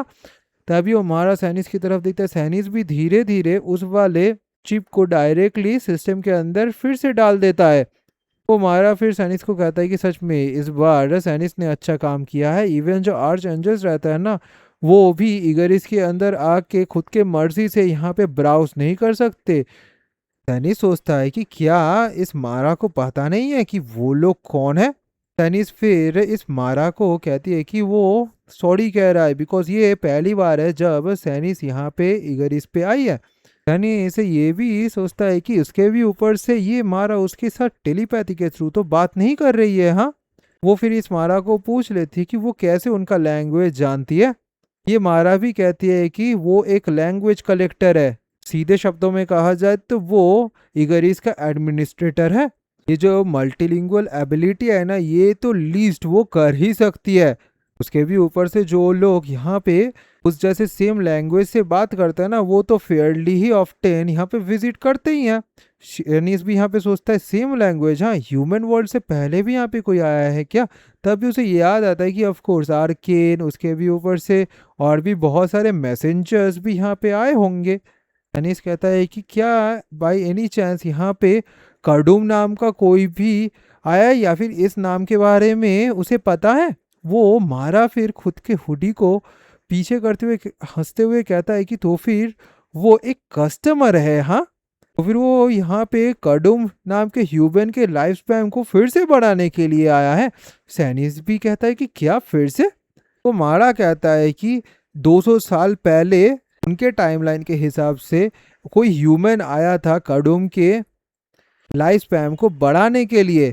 कडुम नाम के आदमी का जो लाइफ स्पैन था ना वो लगभग 300 सालों तक एक्सटेंड किया गया था। सैनिस भी सोचता है तो फिर ऐसा हुआ है। हाँ, इग्रिस है वही यहाँ पे लाइफ स्पैन को कंट्रोल करता है। एंड यहाँ पे कडूम ने उन सब को जो जो चीज़ें कहा था यानी कि काइगो के रिवाइवल एंड बाकी सारे चीज़ों को लेके वो सब कुछ एक लाई था। ये जो कडूम आदमी था ये तो एक बहुत बड़ा फ्रॉड था जो खुद के लाइफ के रिवाइविंग के बारे में तो बिल्कुल भी नहीं सोचता था। सैनिस तो ये सब कुछ अभी समझ पाता है। वो मारा फिर धीरे धीरे सैनिस के पास आने लगते हैं एंड कहते हैं कि अच्छा तो फिर वो लोग खुद के डील को अभी कर सकते हैं ना। सैनिस भी यहाँ पे थोड़ा सा घबराते हुए उस मारा को पूछ लेती है कि डील। तभी वो मारा कहती है कि हाँ यहाँ पे जो डील है उसके बारे में शायद से सैनिस को पता ही होगा ना। वो यहाँ पे आया है उसका लाइफ स्पैन को बढ़ाने के लिए। सैनिस भी सोचता है कि ये तो बहुत बुरा सिचुएशन है। ये तो पहली बार है जब उसे इन सारे ट्रांजैक्शन के बारे में पता चला है। सैनिस फिर कहता है कि वो यहाँ पे क्या पे करेगा। वो मारा भी कहता है ये तो बहुत ज़्यादा चीप डील होगा उनके लिए। उसे सिर्फ एक वॉट को यहाँ पे करना पड़ेगा। वो एक वॉट को उसे हैंड ओवर कर दे एंड वो किसी के भी लाइफ स्पैन को यहाँ पे एक्सटेंड कर सकता है। अब सैनिस भी यहाँ पे ये चीज़ को सुन के बहुत ज़्यादा सोच में पड़ जाता है एंड कहता है कि किसी के लाइफ स्पैन को भी। हाँ, सैनिस फिर सोचता है कि अगर ये मारा उसका यानी कि एरिन एंड सैनिस के लाइफ स्पैन को 300 सालों तक बढ़ा देता है तो सैनिस इससे ज़्यादा तो और कुछ मांग नहीं सकता। बट यहाँ पे सैनिस को कुछ और चाहिए। सैनिस फिर पूछ लेता है कि अगर वो एक वोट को हैंड ओवर कर देता है उसके बाद क्या होगा। वो मारा भी यहाँ पे लाइफ के हिसाब से बात करने लगती है। सैनिस कहती है कि तो फिर क्या इस एक्सचेंज के बाद वो उस वोट को कभी भी याद नहीं रख पाएगा ना। तो मारा भी कहती है कि हाँ, अगर वो लाइफ स्पैम के एक्सचेंज में किया है तो उसके पास प्लेंटी ऑफ वर्ड्स तो ज़रूर से रहेगा, फिर एक या फिर दो वर्ड भूलने से उसको क्या ही जाएगा, यहाँ पे कोई भी उसके लाइफ को लेके चेंजेस तो नहीं होगा ना। सैनिस भी फिर सोचता है कि ये तो बहुत ज़्यादा अच्छा सुनने में लग सकता है, यहाँ पे बहुत सारे काउंटलेस वर्ड्स है जो उसे पता है, बट यहाँ पे अगर वो उन सारे वर्ड्स को यूज़ करता है तो वो रेस्ट ऑफ द लाइफ उन सारे वर्ड्स को फिर से कह नहीं पाएगा या फिर याद नहीं रख पाएगा। सच में ये चीज़ सोच के उसे भी बहुत ज़्यादा अनईजी फील हो रहा है। उसे यहाँ पे थोड़ा सा टाइम को बाई करना पड़ेगा जिससे वो इन सारी चीज़ों के बारे में सोच पाए। तभी यहाँ पे नहीं सोचता कि उसे और थोड़े इन्फॉर्मेशन को यहाँ पे गैदर करना चाहिए। तभी वो कहता है कि एक आदमी का लाइफ स्पैन को चेंज करने के बाद यहाँ पे उसका लाइफ स्पैन बढ़ जाता है, बट ऐसा पॉसिबल कैसे है? यानी ऐसा पर्सन नहीं है जो किसी के साथ सारे के सारे डिटेल्स को याद रखने के बाद कॉन्ट्रैक्ट करे, उसे सारा इन्फॉर्मेशन यहाँ पे चाहिए। तभी जो मारा था वो हैरान होते हुए कहता है कि ह्यूमंस सब हमेशा ही इस जैसा क्वेश्चन सबसे पहले उनको क्यों पूछते हैं, लोग कैसे इस प्लेस के बारे में पता किया है इवन दो उनके पास इतना तक इन्फॉर्मेशन नहीं है। अभी हमारा हंसते हुए कहता है उसे देखने से ऐसा ही लग रहा ना, ये जो इगरिश है ये असलियत पे आकाशिक रिकॉर्ड है जो कनेक्टेड है एक दूसरे से। तभी यहाँ पे सैनिस भी कहता है आकाशिक रिकॉर्ड। वो मारा फिर कहती है कि हाँ, यहाँ पे अगर वो इस आकाशिक रिकॉर्ड को मॉडिफाई कर दे तो कोई भी ह्यूमंस का लाइफ स्पैन को भी वो लोग ऑल्टर कर सकते हैं ना, ये तो एक सिंपल प्रोसेस है। सैनिस भी सोचता है कि हाँ, उसे ऑफ कोर्स ये सब कुछ के बारे में पहले से पता है। उसे पता है कि ये जो यूनिवर्स है, नहीं, ये जो सुपरनेचुरल रिपोजिशनरी कंटेनर है ना, ये इस वर्ल्ड के सारे इंफॉर्मेशन को गैदर करके है। और यहाँ पे ये मारा ये कहना चाहती है कि वो सिर्फ और सिर्फ कोई चीज़ को मॉडिफाई करके जो ट्रूथ है उसे चेंज कर सकती है, बट यहाँ पे ऐसा कैसे पॉसिबल है? तभी सैनिस कहती है कि नहीं, ये बिल्कुल भी मेक सेंस नहीं करता। अब वो मारा भी हैरान होते हुए सैनिस को पूछती कि क्या, उसने क्या कहा? सैनिस कहता है जो इन्फॉर्मेशन है ना वो क्रिएट होता है फिर डिसअपियर हो जाता है ओवर टाइम, तो फिर वो कैसे वेरीफाई करे कि जो पूरा का पूरा वर्ल्ड का इंफॉर्मेशन है ना वो यही मोमेंट पे यही प्लेस पे एक साथ गैदर किया गया है। ऑफ कोर्स वो इतना तो समझ पाया कि अगर इसका जो इंफॉर्मेशन डेंसिटी है वो उसके इमेजिनेशन से बियॉन्ड है, बट ये सारी चीज़ों को कहना क्या थोड़ा सा एग्जैचुरेटिंग नहीं रहेगा कि इसके अंदर पूरे वर्ल्ड का हर एक इंफॉर्मेशन है? अब ये चीज़ को सुन के वो मारा भी गुस्सा होने लगती है एंड कहती है कि सारे के सारे ह्यूमंस के ऐसे ही होता है, वो क्या खुद के इमेजिनेशंस के अंदर ट्रैप रहते हैं? हाँ, अनीस फिर कहते हैं तो फिर क्या वो ये कहना चाहती है कि ये असलियत पे सारे वर्ड की इंफॉर्मेशन को गैदर करके नहीं है? तभी वो मारा कहती है कि किसने कहा ये प्लेस असलियत पे आकाशिक रिकॉर्ड है? वो अगर अच्छे तरीके से देखे जो आकाशिक रिकॉर्ड है ना वो ये वर्ल्ड खुद है। यहाँ पे जो इगरिस है ना ये सिर्फ और सिर्फ एक मेका सिस्टम है जो आकाशिक रिकॉर्ड को एक्सेस करने के लिए उनको पावर देता है, एंड ये एक टाइप का सिस्टम है। सैनिस भी थोड़ा सा सोचता है, फिर यहाँ पे वो मारा कहता है शायद से उसे आप समझ में आएगा, उनको पूरे के पूरे इंफॉर्मेशन को एक जगह पर गैदर करके रखने का कोई भी जरूरत नहीं है, उन्हें सिर्फ और सिर्फ एक ऐसे सिस्टम को क्रिएट करना है जो हर एक इंफॉर्मेशन को एक्सेस कर पाए। सैनिस इस बात को सुन के यहाँ पे समझ पाता है। तभी वो एक जायंट से कंप्यूटर सिस्टम के सामने आ जाता है। वो मारा भी फिर कहती है कि यही एरिया है जहाँ से वो कोई वर्ल्ड को मॉडिफाई कर सकती है, वो लोग यहाँ पे इस चीज़ को हैकिंग कहते हैं। चाइनीज भी कहता है क्या एक वर्ल्ड को मॉडिफाई करना? अगर ऐसा बात है तो यहाँ पे जो ट्रूथ का व्हील है वही तो वो लोग चेंज कर रहे हैं ना। मारा भी हमें हंसते हुए कहते हैं कि ट्रूथ, हाँ, ट्रूथ कोई सेपरेट चीज़ नहीं है। अगर कैजुअलिटी को वो लोग चेंज करेंगे तो जो ट्रूथ रहेगा वो भी अपने आप चेंज हो जाएगा। जब आकाशिक रिकॉर्ड यहाँ पे चेंज होगा, उस पॉइंट से जब वो आकाशिक रिकॉर्ड चेंज हुआ है वहां से लेके जो अगले टाइम पीरियड रहेगा उस टाइम पीरियड में वही चेंज ही असलियत पे इम्प्लीमेंट हो जाएगा ट्रूथ के हिसाब से, यानी कि जो इन्फॉर्मेशन रहेगा वही ऑल्टर होके ट्रूथ हो जाएगा। नेचुरली कहा जाए तो ऐसा ही हमेशा चलता आया है। एंड यहाँ पे अगर एक आकाशिक रिकॉर्ड को एक्सेस करने का जो कोड है वो चाहिए, उन्हें एक चीज का जरूरत है। सैनिस कहता है अच्छा उन्हें फिर एक नाम चाहिए। हाँ हाँ सच में अगर वो नाम को यहाँ पे गैदर करे तो ऐसा हो सकता है। वो फिर सोचता है कि अगर एक गॉड क्यों उनको किसी के लाइफ स्पैन को शॉर्ट करने के लिए इस तरीके का नाम का जरूरत पड़ेगा। वो सिर्फ और सिर्फ रैप करके जो मैनिपुलेशन रहता है वर्ल्ड का, वो जो ओरिजिनली एग्जिस्ट करता है उसे ही चेंज कर देते हैं। वो किसी भी तरीके से जो ट्रुथ को चेंज कर सकते हैं, बट वो उन सारी चीजों को तो मैनिपुलेट नहीं कर सकते जिसका नाम उन्हें पता ही नहीं है। सैनिस यहाँ पे फिर कहता है कि अभी उसे समझ में आया कि क्यों उन लोगों को यहाँ पे एक नाम का जरूरत है एंड क्यों वो लैंग्वेज कलेक्टर कहा जाता है इस प्लेस का, क्यों वो यहाँ पे वर्ड्स को कलेक्ट कर रहा है। अगर यहाँ पे उसे इस वर्ल्ड के हर एक वर्ड्स के बारे में पता रहेगा तो यहाँ पे जो आकाशिक रिकॉर्ड है उसका एक्सेस भी उसे पूरी तरीके से मिल जाएगा एंड वो जितना चाहे उतना इस आकाशिक रिकॉर्ड को यूज भी कर सकता है। अब वो मारा भी हंसते हुए कहता है कि क्या उसे लगता है कि सिर्फ इतना ही उसका एम्बिशन है, वो यहाँ पे एक नया वर्ल्ड को भी इस इंफॉर्मेशन के थ्रू तैयार कर सकती है। वो खुद एक आकाशिक रिकॉर्ड बन सकती है। इस तरीके से वो यहाँ पे ऑल फादर गॉड राख से भी ग्रेटर हो सकती है। वो क्रेजी ये सारे बातों को सुन के हंसने लगती है। तभी हार्वेस्ट यहाँ पे कहती है कि सच में उसे देख के ऐसा लग रहा है कि ये मारा बहुत ज्यादा इंसेन के साथ साथ डेंजरस भी है। तभी वो मारा सैनिस को पूछ रही थी कि वो ये सारे क्वेश्चंस को कर रहा है कोई भी डील को किए बिना। अभी वो थोड़ा सा सीरियस होते हुए कहती है कि वो यहाँ पे कोई और चीज को प्लॉट करने का कोशिश कर रहा है। अगर ऐसा बात है तो वो यहीं पे उसे मार डालेगा। तभी वो खुद की एनर्जी को रिलीज करने लगता है। सैनिस भी सोचता है कि वो इससे ज्यादा और इस मारा को स्टॉल करके नहीं रख सकती है। अगर वो इस बार एक डील को करने में रिफ्यूज करता है तो उसे डायरेक्टली इस मारा के साथ फाइट करना पड़ेगा। 200 साल पहले जो अनलॉकर ग्रुप आया था वो भी शायद से कोई वर्ड्स को यहाँ पे डेफिनेटली हैंड ओवर तो किया ही था इस मारा को।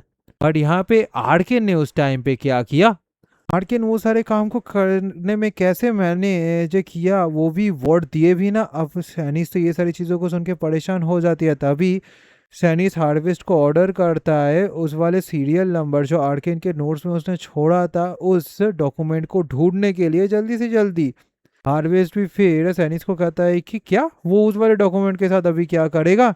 अगर सैनिस को कोई नया मैजिक मिलता भी है तो ऐसा तो नहीं है वो उस मैजिक को डायरेक्टली यहाँ पे यूज करने लगेगा। उसके बाद सैनिस फिर हार्वेस्ट को कहता है उसे ट्रस्ट करने के लिए एंड वो जल्दी से जल्दी उस चीज को सैनिस के पास ढूंढ के लेके आए। उनके पास ज्यादा टाइम अभी बचा नहीं है। हार्वेस्ट भी कहता है कि ठीक है उसे थोड़े देर और यहाँ पे होल्ड ऑन करके रखना है। फिर हार्वेस्ट वहां से जाने लगता है। सैनिस फिर उस वाले मारा को कहता है कि ठीक है वो एक डील करने के लिए रेडी है। तो मारा फिर कहती है कि अच्छा ऐसा है क्या, तो फिर यहाँ पे जो लाइफ स्पैन वो एक्सपेंड करना चाहता है वो क्या उसके खुद का है।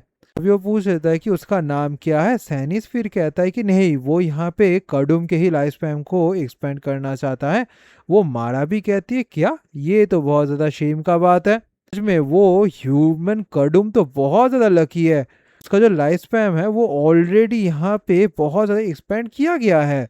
तभी सैनिस कहता है कि नहीं नहीं वो यहाँ पे एक्सपेंड नहीं करना चाहता, वो असलियत पे कडुम का जो ओरिजिनल लाइफ स्पैन है उसे रिस्टोर करना चाहता है। यहाँ पे वो इस काम को कर सकता है ना। अब ये बात को सुन के वो मारा भी हंसने लगती है, एक्साइटेड होते हुए कहती है कि यहाँ पे देखने से ऐसा ही लग रहा है जो चीजें है वो अभी बहुत हद तक चेंज हो चुका है, ये तो बढ़िया बात है। सच में वो ये सारी चीजों को करने में बहुत ज्यादा मजा मिलता है उसे भी। अभी वो मारा कहती है कि तो फिर क्या वो इस वाले लाइफ स्पैन को मॉडिफाई अभी कर सकता है। ठीक है वो फिर कडुम को सर्च करता है। वो फिर सारे के सारे सिस्टम्स को भी यहाँ पे ठीक तरीके से बैठा देता है एंड वो जो चीज को देख पाता है उसे देखिए वो भी थोड़ा सा हैरान हो जाता है। बिकॉज कडुम का जो लाइफ स्पैन था ना वो 452 ईयर्स का था एंड उसका रियल एज 152 ईयर्स का था। वो कहती है कि ये जो ह्यूमन है ये नियरली खुद के बायोलॉजिकल लिमिट के पास ऑलरेडी पहुंच चुका है। शिरोन भी सैनिस भी सोचता है कि यहाँ पे उस जैसे आदमी जो यहाँ पे खुद के ट्राइब को स्टार्व करके रखा है खुद के पॉकेट को भरने के लिए, उसके साथ तो ऐसा ही होना चाहिए। तभी वो मारा यहाँ पे कहता है ठीक है वो अभी स्टार्ट कर रहा है। फिर अचानक से सैनिस को यहाँ पे पसीना आने लगता है, जिस चीज को देख के सैनिस भी बहुत ज्यादा घबरा जाता है। फिर वो जमीन के भी गिर जाता है। अब यहाँ पे वो मारा सैनिस के ब्रेन के साथ कुछ करने लगता है। सैनिस यहाँ पे कहता है कि यहाँ पे सैनिस को एक वोट खुद से चूज करना है ना, जो चीज वो हैंड ओवर करने वाला है। तो यहाँ पे वो क्या कर रहा है, मारा भी यहाँ पे कहता है कि हाँ हाँ उसने जैसा समझा है, वो सिर्फ और सिर्फ यहाँ पे सैनिस के ब्रेन को थोड़ा सा टेस्ट कर रहा है, ये ठीक है ना अभी के लिए। तभी सैनिस भी यहाँ पे थोड़ा सा घबरा जाता है। वो मारा फिर कहता है कि उसके साथ क्या हुआ। तभी वो सैनिस के ब्रेन के अंदर से बहुत सारी इंफॉर्मेशंस को अचानक से बाहर निकाला था। सैनिस को भी ये सारी चीज़ें यहाँ पे महसूस होने लगता है। जो मेंटल एडिटर था वो यहाँ पे एक्सेप्शन के थ्रू यूज़ कर रहा था ये मारा। माड़ा कहता है कि इस वाले मेमोरी के अंदर तो उसे बहुत सारी इंटरेस्टिंग चीज़ें मिल चुका है। उसका आइज, एंगर, कंपेनियन, फोकस बहुत बढ़िया है, ये तो बहुत बढ़िया है।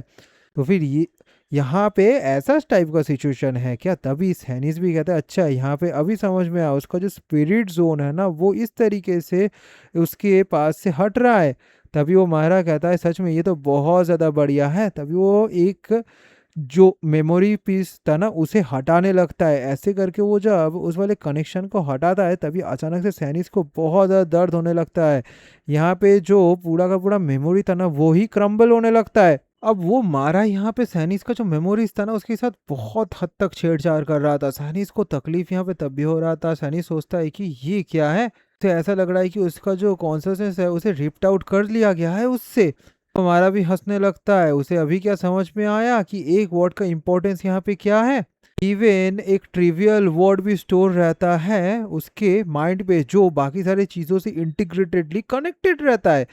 अगर उसी कनेक्टेड माइंड से एक पीस को यहाँ पे टीयर कर लिया जाए तो अकशिया रिकॉर्ड के हिसाब से जो बाकी पूरा का पूरा कनेक्शन रहेगा ना वो भी यहाँ पे कोलैप्स हो जाएगा। यानी कि उसका जो ब्रेन है वही पूरी तरीके से कोलैप्स होने लगेगा।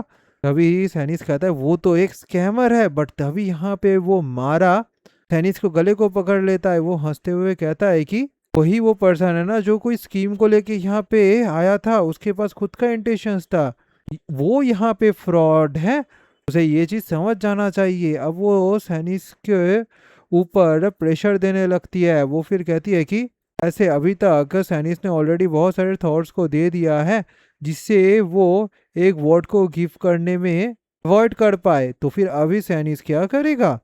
फिर हम लोग देख पाते हैं कि सैनिस तकलीफ में था बट वहाँ पे हार्वेस्ट खुद के कामों को कंटिन्यू रखता है उस टाइम पे भी। वो मारा फिर हंसते हुए कहता है कि ऐसे सैनिस एक ऐसा प्लान को किया होगा जिससे वो एक नया वर्ड को ढूंढ पाए जो यहाँ पे उसे नहीं मिलेगा। वो उस वर्ड को उसे सेल करना चाहता है बट सैनिस सिर्फ वही वर्ड को सेल कर सकता है जो सैनिस के लिए मीनिंग होल्ड करके रखता है।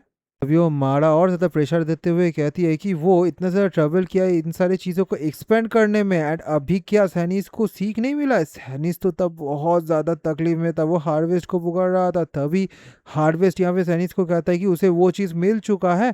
यहाँ पे वो डायरेक्टली मेंटल चैनल के थ्रू उस पूरे के पूरे थॉट्स को यहाँ पे सैनिस को ट्रांसमिट कर रहा है। सैनिस फिर कहता है कि वो एक वॉट को यहाँ पे हैंड ओवर अभी करेगा। वो मारा भी हंसते हुए कहते हैं अच्छा अच्छा जल्दी से जल्दी वो ये काम को कर दे। वो जल्दी से जल्दी उस वॉट को हैंड ओवर करे जिससे उसका लाइफ जो रहेगा ना वो और ज़्यादा ईज हो जाएगा। तभी सैनिस कहता है वो वर्ड है यूरेका। अब ये चीज़ को सुन के यहाँ पे वो मारा तो बहुत ज़्यादा हैरान हो जाती है और घबरा भी जाती है। वो सैनिस को पूछ जाती है कि उसे कैसे उसका नाम के बारे में पता चला। तभी सैनिस सोचता है कि जो पैनल यहाँ पे आर्केन ने सैनिस के लिए छोड़ के गया था वो सीरियल नंबर, उस पैनल के अंदर मैजिक के हिसाब से कोई भी चीज़ नहीं था यहाँ पे। वो सिर्फ और सिर्फ क्रॉनिकल था मारास का। उसके ही अंदर यूरेका के बारे में भी रिकॉर्ड था जो असलियत पे इग्रिस का एडमिनिस्ट्रेटर था। तभी यहाँ पे सैनिस कहता है वो इसी इंफॉर्मेशन को परमानेंटली हैंड ओवर कर रहा है। सैनिस को तभी वो मारा यानी कि यूरेका छोड़ देती है। सैनिस भी यहाँ पे खांसने लगती है। यूरेका भी कहती है नहीं ऐसा कैसे हो सकता है, ऐसा उसके साथ कैसे हो सकता है। वो यहाँ पे चीखने लगती है सैनिस के ऊपर। वो बहुत ज़्यादा गुस्सा थी। सैनिस भी फिर यूरेका की तरफ देखने लगती है। फिर कहता है कि वो कौन है, यहाँ पे फिर जो पूरा का पूरा प्रोसेस था ना वो हो जाता है एंड यहाँ पे जो नया सच्चाई था वो रीरिटन हो जाता है एंड जो यूरेका मारा था वो वहां से वैनिश हो जाता है।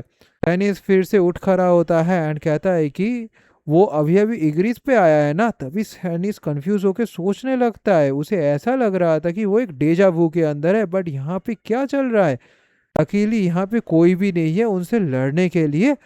ये पूरा का पूरा रूम ही एम्प्टी हो गया था। तभी वो हार्वे को पूछ लेता है कि क्या उसे कुछ याद है।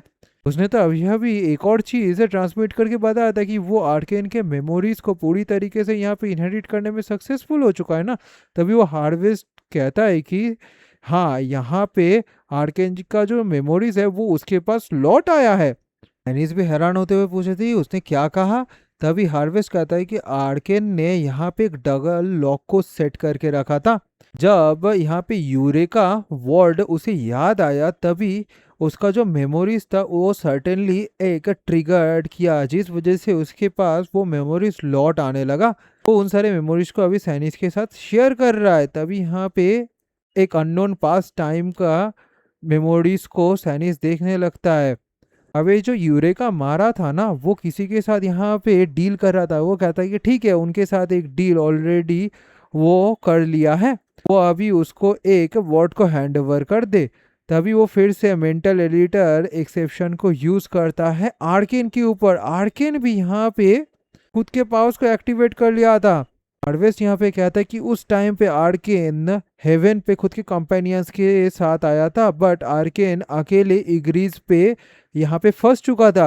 अब आर्केन यहाँ पे फंसते हुए उसके साथ यूरेका का मुलाकात हुआ। उसे यहाँ पे इग्रीज का फुल एक्सेस चाहिए था, इसी वजह से वो यहाँ के एडमिनिस्ट्रेटर के साथ एक डील किया था जिसका नाम था वन हॉर्न मारा यूरेका।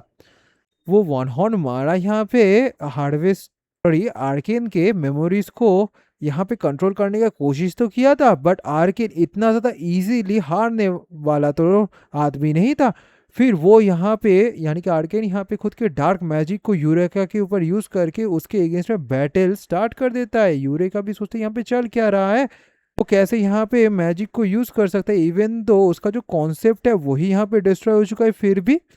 तभी जो डार्क एनर्जी था वो आर्केन रिलीज करता है। यूरेका भी यहाँ पे बहुत ज़्यादा घबरा जाता है आर्केन को देख के। आर्केन भी खुद के उन्हीं मेमोरीज को याद करके सील कर लेता है एंड वो जो फाइट था उसे कंटिन्यू रखता है। यूरेका कहती है कि क्या आर्केन ने खुद के हर एक मेमोरी को इरेज कर लिया है एंड खुद के पूरे माइंड को यहाँ पे एम्प्टी कर लिया है।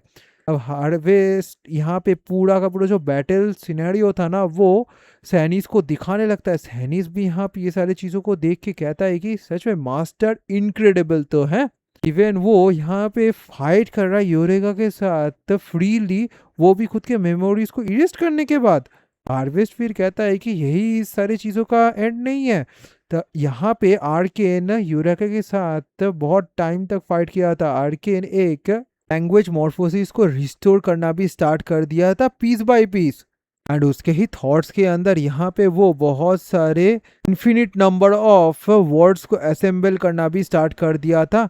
देन उन सबको चेंज करने लगा था एंड उसी टाइम पे यहाँ पे आर्केन को यूरेका ये वर्ड मिला था। अब यूरेका भी ये सारी चीज़ों को लेके गुस्सा थी, बट जब उसे ये सारी चीज़ें पता चला तो वो भी आर्केन से दूर चली गई थी।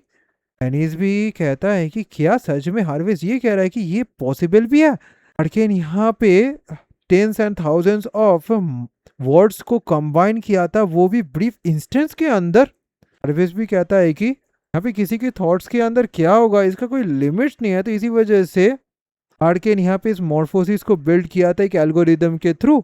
फिर वो एक रूलेट व्हील की तरह इसे स्पाउट करने लगा था। सैनिस भी ये सारी चीज़ों को सोचने लगता है। हार्वेस्ट फिर कहता है कि उसे पता था कि आर्केन एक जीनियस है, बट उसके यूथ में उसका जो ब्रेन था ना वो और भी ज़्यादा शार्पर था, ऐसा हार्वेस्ट को लगता है।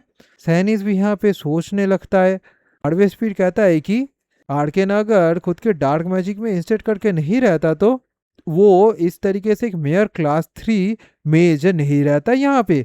सैनिस फिर यहाँ पे सोच में पड़ जाता है एंड कहता है कि तो फिर ये हुआ है हाँ, इस एरिया पे जो मास्टर था उनका ये जो रिकॉर्ड था वो उनका मेमोरी था वो एक मैसेज था जो मास्टर ने सैनिस के लिए छोड़ के गया था उस टाइम पे। तभी सैनिस यहाँ पे एक पैनल को फिर बाहर निकालता है।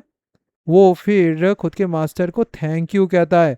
हार्वेस्ट भी यहाँ पे सैनिस को कॉन्ग्रेचुलेट करता है बिकॉज सैनिस को वो पर्पस मिल चुका था जिस वजह से वो हेवन पे आया था। सैनिस को यहाँ पे मिल चुका था the book of light and darkness.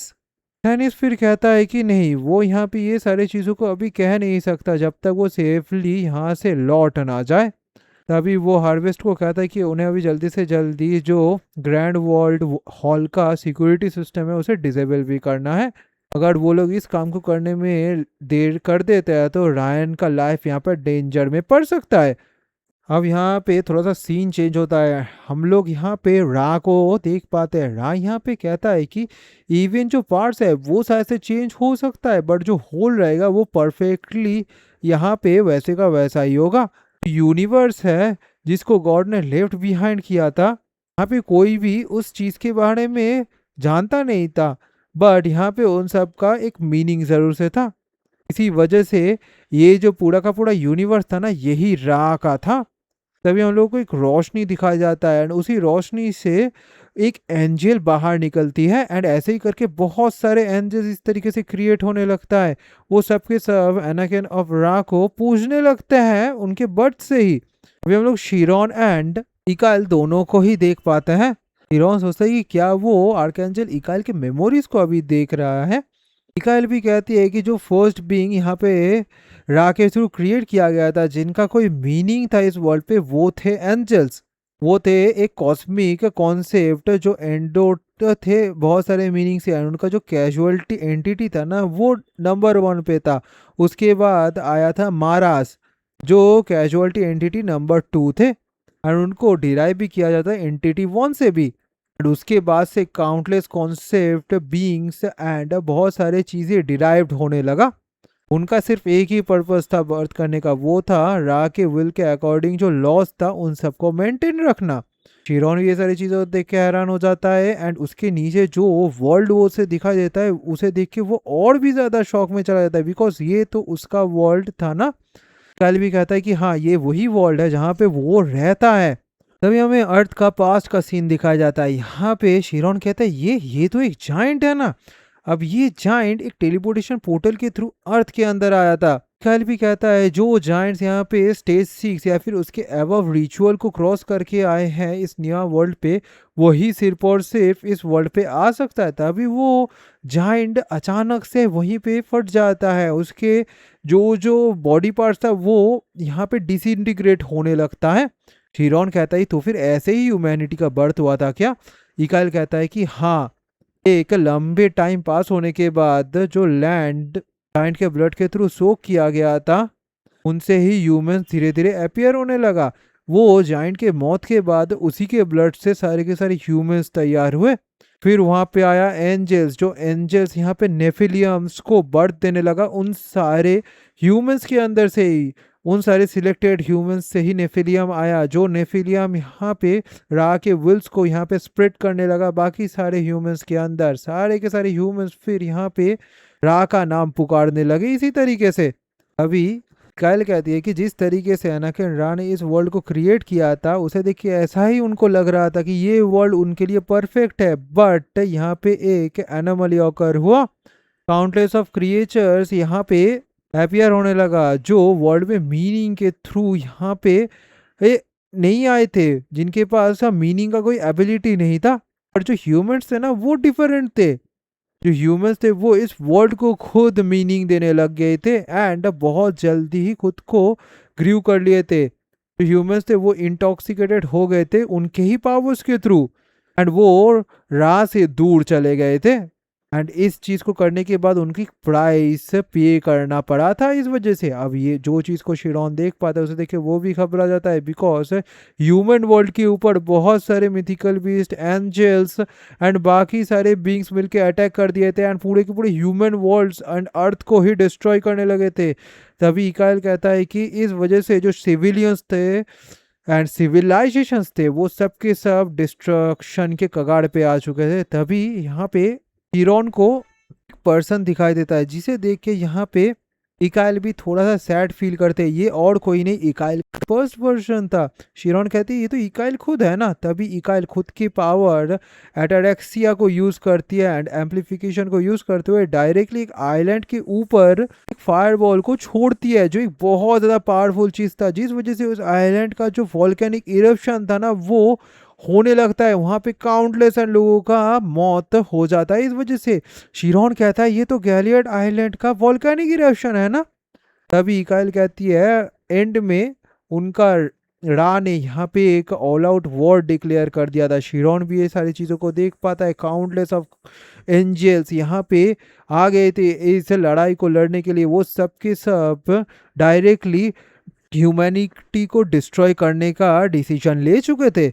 वो सब डायरेक्टली अर्थ के तरफ जा रहे थे। तभी यहाँ पे जो अर्थ के साथ उनका वर्ल्ड कनेक्ट हुआ था ना, वो वर्ल्ड यहाँ पे एक टेलीपोर्टेशन पोर्टल के थ्रू था। वो सब के सब उस टेलीपोर्टेशन पोर्टल के थ्रू जाने लगे थे। हिरॉन फिर यहाँ पे उन सबको रुकने के लिए कहता है, बिकॉज उसे डर लग रहा था, उसका वर्ल्ड यहाँ पे डिस्ट्रॉय हो रहा था इस तरीके से, वो यहाँ पे नहीं कह रहा था। तभी यहाँ पे इकाई शिरॉन को काम डाउन होने के लिए कहती है, बिकॉज ये सब उनके वर्ल्ड का पास्ट सिचुएशन था, पास्ट सिनेरियोस था। हेवन का आर्मी था ना, वो उनके वर्ल्ड को डिस्ट्रॉय करने में सक्सीड नहीं हुआ था। शिरॉन भी हैरान होते हुए कहते हैं कि क्या ऐसा क्यों है। तभी इकाएल शिरॉन को उस तरफ देखने के लिए कहता है। जो चीज को शिरॉन देख पाता है उसे देख के वो और भी ज्यादा घबरा जाता है, बिकॉज उन जाइनोर्मस आर्मी के सामने सिर्फ और सिर्फ एक लड़की खड़ी हुई थी। ये लड़की और कोई नहीं माइरो थी। माइरो यहाँ पे उन सारे के सारे मॉन्स्टर्स के सामने खड़ी हुई थी। वो फिर कहती है कि वो कभी भी ग्रिफिन को माफ नहीं कर सकती इस काम को लेके।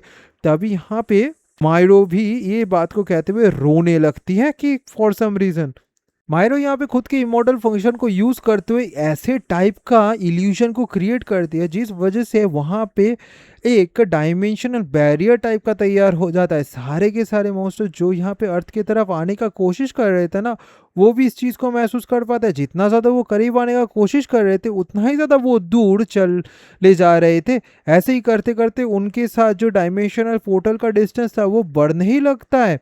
वो सब कहते कि यहाँ पे डिस्टेंस इस तरीके से वाइडर क्यों हो रहा है। एक एंजल फिर यहाँ पे खुद के ही आर्क एंजल यूरियल को कहते हैं कि ये क्या है, ये तो एक स्केल मैजिक है ना यहाँ पे। तभी काइल कहती है कि एक पावरफुल एनर्जी फील्ड फॉर्म हो चुका था, इस वजह से जो स्पेस टाइम था ना वो धीरे धीरे दूर जा रहा था। यहाँ पे एक अनआइडेंटिफाइड डायमेंशनल लेयर तैयार हो चुका था। जो रूट यहाँ पे ह्यूमन वर्ल्ड के साथ हेवन को कनेक्ट करता था वही बहुत ज्यादा दूर तक चला गया। मिकाइल एंड बाकी सारे एंजल्स यहाँ पे जो अराइवल कोऑर्डिनेट्स था वो सब कुछ को खो चुके थे। उनका टाइम ह्यूमन वर्ल्ड के साथ ऑफसेट भी किया गया था हाफ सेंचुरीज के हिसाब से। अभी यूरियल भी कहता है एक डायमेंशनल बैरियर, सच में वो इतना ज्यादा डेस्परेट है क्या। बट वो कितने टाइम तक इस वाले डायमेंशनल बैरियर को इस तरीके से होल्ड करके रख भी पाएगी। यहाँ पे कोई भी ऐसा वे नहीं है जिससे वो जो फाइनल वर्ड है उसे अवॉइड कर पाए। वो लोग ज़रूर से यहाँ पे वापस लौटेंगे। अब तक के लिए वो लोग खुद का जो जिंदगी जीना था वो जी ले। अब यहाँ पे मायरो भी धीरे धीरे फेड होने लगता है। शिरॉन भी ये सारी चीज़ों को देखता है। शिरॉन भी कहता है तो फिर यही है, हाँ यही सच्चाई है उनके वर्ल्ड के साथ हेवन वर्ल्ड का हिडन चीज़ों को। उस दिन ह्यूमैनिटी नियरली एक्सटिंक्शन में चला गया था एंड माइडो अभी तक खुद के ओन स्पेस में है अभी के लिए, इसे वो वर्ल्ड का जो एंडिंग है उसे डिले कर पाए। शिरॉन फिर यहाँ पे जाग जाता है, वो बहुत ज्यादा घबराया हुआ होता है। इकाइल भी उसके सामने बैठी हुई थी। शिरॉन फिर यहाँ पे इकाइल की तरफ देखते हुए कहती है कि क्या ये सच है, ऐसा हो नहीं सकता ना। पर ऐसा ही बात है तो माइडो कब से वहां पे कैद है। काइल भी कहती है कि माइडो को उस वाले स्पेस में तब तक रहना पड़ेगा उस बैरियर को क्रिएट करते हुए जब तक वहां पे टाइम फ्लो कंप्लीटली बंद ना हो जाए। अगर वो इस स्पेस को मेंटेन करके नहीं रख पाया तो शिरॉन का जो वर्ल्ड है ना वो वहीं पे डिस्ट्रॉय हो जाएगा इस वॉर की वजह से। शिरॉन भी कहता है हाँ वो फाइनल वॉर की वजह से। बट अगर ऐसा ही बात है तो उसे तभी प्रिंसिपल एल्फिस के बातें याद आ जाता है। प्रोफेसर एल्फिस कहे थे कि ये वर्ल्ड मायरो के लिए एक पेन था, इस वर्ल्ड की वजह से ही मायरो को इतना ज़्यादा दर्द मिला था। शिरॉन भी कहता है ऐसा हो सकता है क्या कि मायरो ने उस बात को खुद चूज नहीं किया था। ऐसा भी हो सकता है कि दूसरे किसी ने यहाँ पे फोर्स किया था मायरो को वो आइसोलेशन पे जाने के लिए।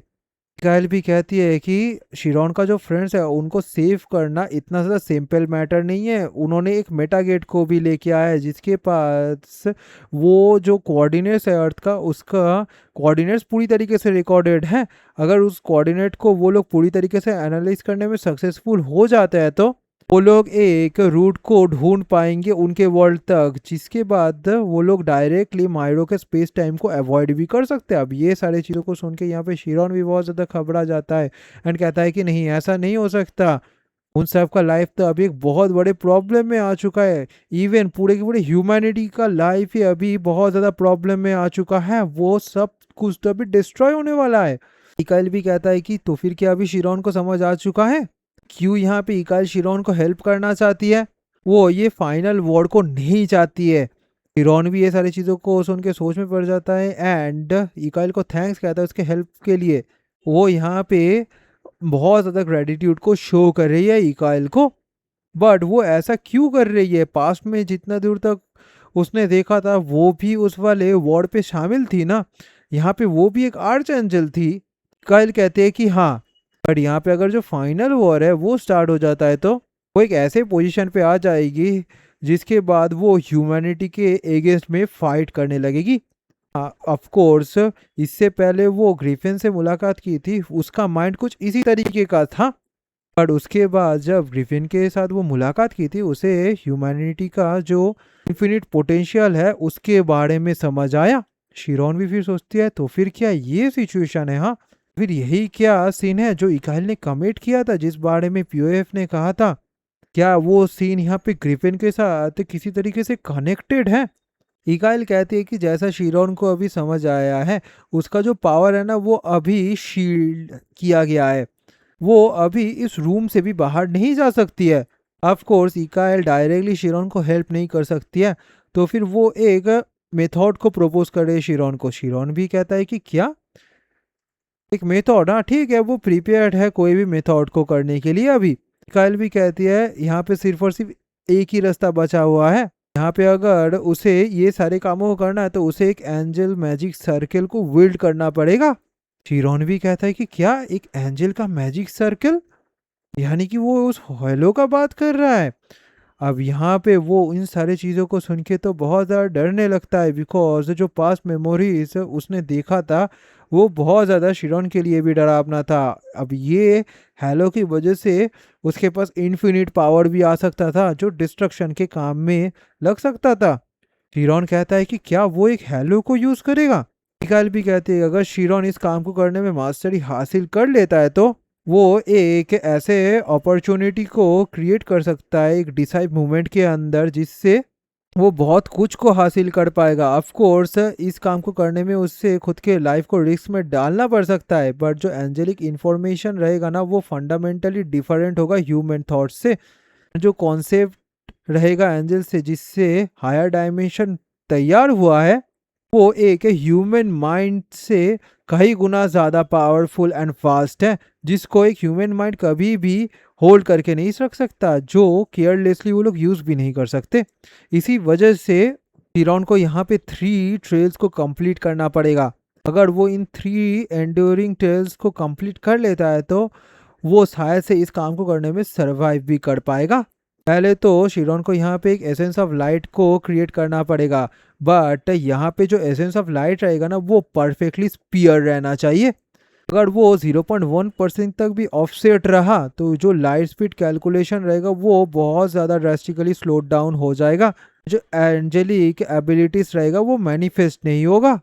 सेकेंड काम रहेगा वो होगा हलो को कंप्लीट करने के बाद उसका जो एंजेलिक फॉर्मूला है वो सब कुछ को उसके अंदर रिकॉर्ड करना। ये एक इमेंस अमाउंट ऑफ इंफॉर्मेशन है एंड एक ह्यूमन वो सारे चीज़ों को खुद के लाइफ टाइम पे भी रिकॉर्ड नहीं कर सकता। जो थर्ड है उन सारे फॉर्मूलाज को उसे कंप्लीट करना है। अगर शिरॉन का माइंड उन सारे चीज़ों को एंड्योर करके विस्टैंड नहीं कर पाया तो वो खुद यहाँ पे डिस्ट्रॉय हो सकता है। तो फिर एंड्योर करना ही उसका थर्ड ट्रेल रहेगा। शिरॉन भी फिर कहता है कि एक फॉर्मूला को रिकॉर्ड करना। हाँ, ऐसा कैसे पॉसिबल है? एक ह्यूमन माइंड तो कभी भी उन सारे कॉलोसियम अमाउंट ऑफ इंफॉर्मेशन को कैलकुलेट ही नहीं कर सकता। उसके लिए उसे वॉल्केनिक इरप्शन जितना पावर का ज़रूरत पड़ेगा, वो भी इंस्टेंटली।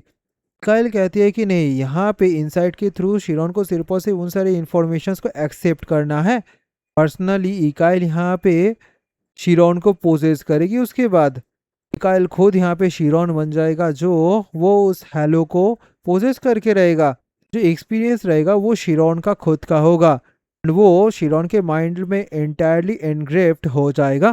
शिरोन भी कहता है कि यार ऐसा टाइप का मेथड भी एग्जिस्ट करता है। तभी इकाइल कहती है कि ये कोई मेथड नहीं है, ये द मोस्ट एक्सट्रीम वायलेंस है जो एक एंजल एक ह्यूमन के ऊपर इन्फ्लिक्ट कर सकती है। अगर यहाँ पे कल चाहे तो वो शिरोन को हार्म भी पहुंचा सकती है। इवन शिरोन खुद की प्योरिटी को भी लूज कर सकता है। अगर यहाँ पे शिरोन का माइंड ब्रेक कर जाता है तो उसका माइंड शिरोन के माइंड के साथ सिंक्रोनाइज हो जाएगा। ऑफ कोर्स यहाँ पे इकाइल का माइंड भी अनहार्म्ड उस वजह से नहीं रहेगा। अभी जो चॉइस है वो सिर्फ और सिर्फ शिरोन का है। इसका मतलब यही है कि अगर शिरोन एंड इकाइल एक दूसरे को लेकर केयरफुल नहीं रहते हैं तो यहाँ पे एक रिवर्सेबल डैमेज उनके ऊपर इन्फ्लिक्ट हो सकता है। इकाइल ऑल्सो ये पूरे के पूरे काम को करने के टाइम पे खुद के जान को रिस्क में डाल रही है। ये सच में शिरोन के लिए एक चॉइस नहीं है, ये ऐसा चीज़ है जिसे शिरोन को करना ही है। तभी शिरोन कहता है कि हाँ वो ये काम को करेगा, यहाँ पे कुछ भी हो जाए वो रिजल्ट को एक्सेप्ट करेगा परफेक्टली। अब इकाइल भी इस चीज़ को देख के खुश हो जाती है। इकाइल फिर कहती है कि पहले तो वो जो पोजीशन टेक्निक है उसे डेमोन्स्ट्रेट कर रही है।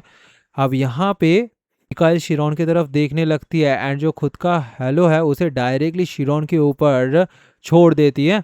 शिरोन भी खुद के बॉडी के अंदर उस चीज़ को महसूस कर पाता है। इकाइल शिरोन को पूछते कि उसे क्या महसूस हो रहा है। शिरोन भी कहता है क्या, ये क्या है? इकाइल कहता है कि उसे इतना ज़्यादा कन्फ्यूज नहीं होना चाहिए, अभी वही इकाइल है एंड वही शिरोन है।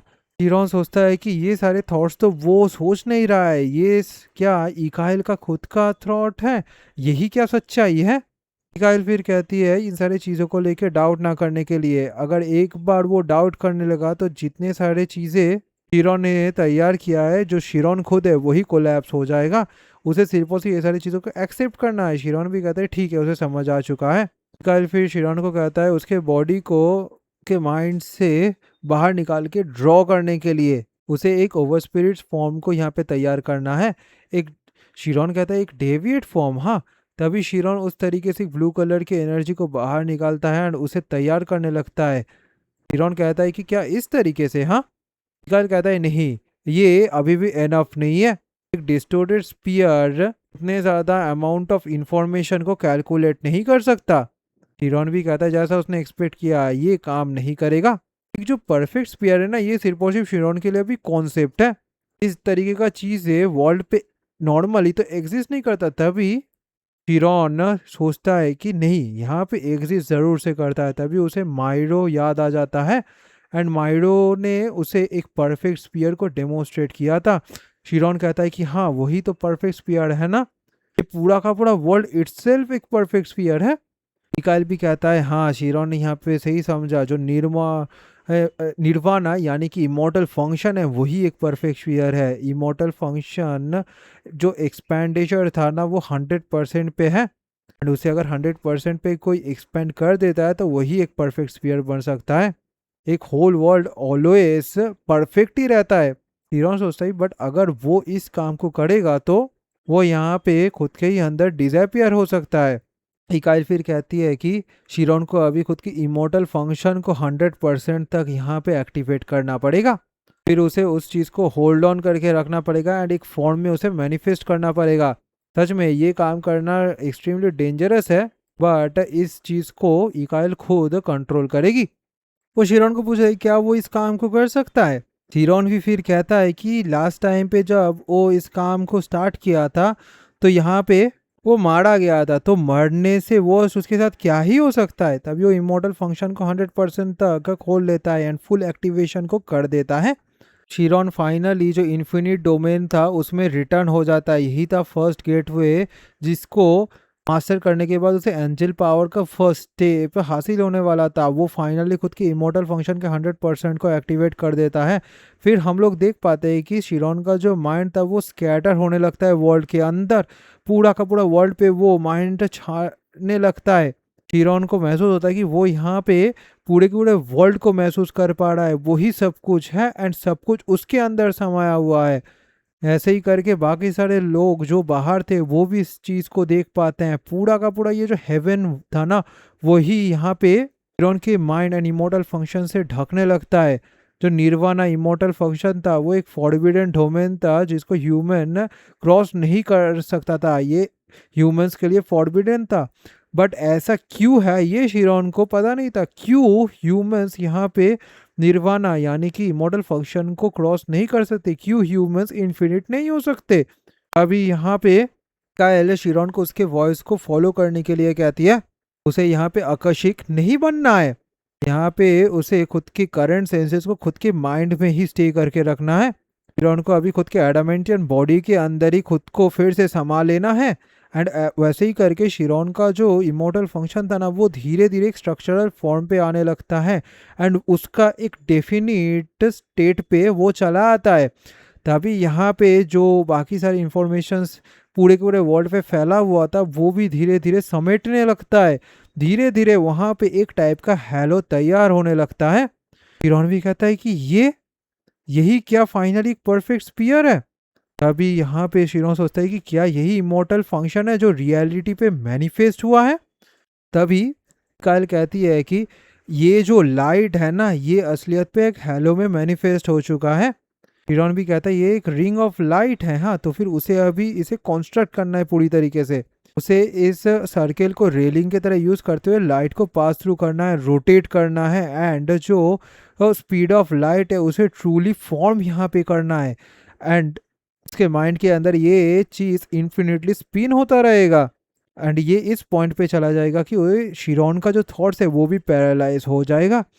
तभी यहाँ पे इकाई शिरोन को पुकारती है, वो कहती है कि अभी से लेके इकाई शिरोन के अंदर जा रही है एंड वो एंजेस मैजिक फार्मूला को एग्जीक्यूट करने वाली है। शिरोन को इस चीज़ को एंड्योर करना है। तभी जो प्रोसेस था वो स्टार्ट हो जाता है। इकाइल कह देती है कि शिरोन को खुद के एडामेंटियम बॉडी को होल्ड ऑन करके रखना है इस पूरे के पूरे चीज़ को सरवाइव करने के लिए। यहाँ पे जो पूरा प्रोसेस था वो एक बैरियर के अंदर चला आता है। जो इन्फॉर्मेशन था वो धीरे धीरे एक छोटे छोटे पॉइंट से अंदर आने लगता है। यहाँ पे शिरोन का जो इमोर्टल फंक्शन एंड हैलो था ना उन सब के अंदर इंफॉर्मेशन आने लगता है। शिरोन भी कहता है ये तो एक मैजिक सर्कल है ना जो डिस्टिंग्विश किया गया है 1 to 0 से।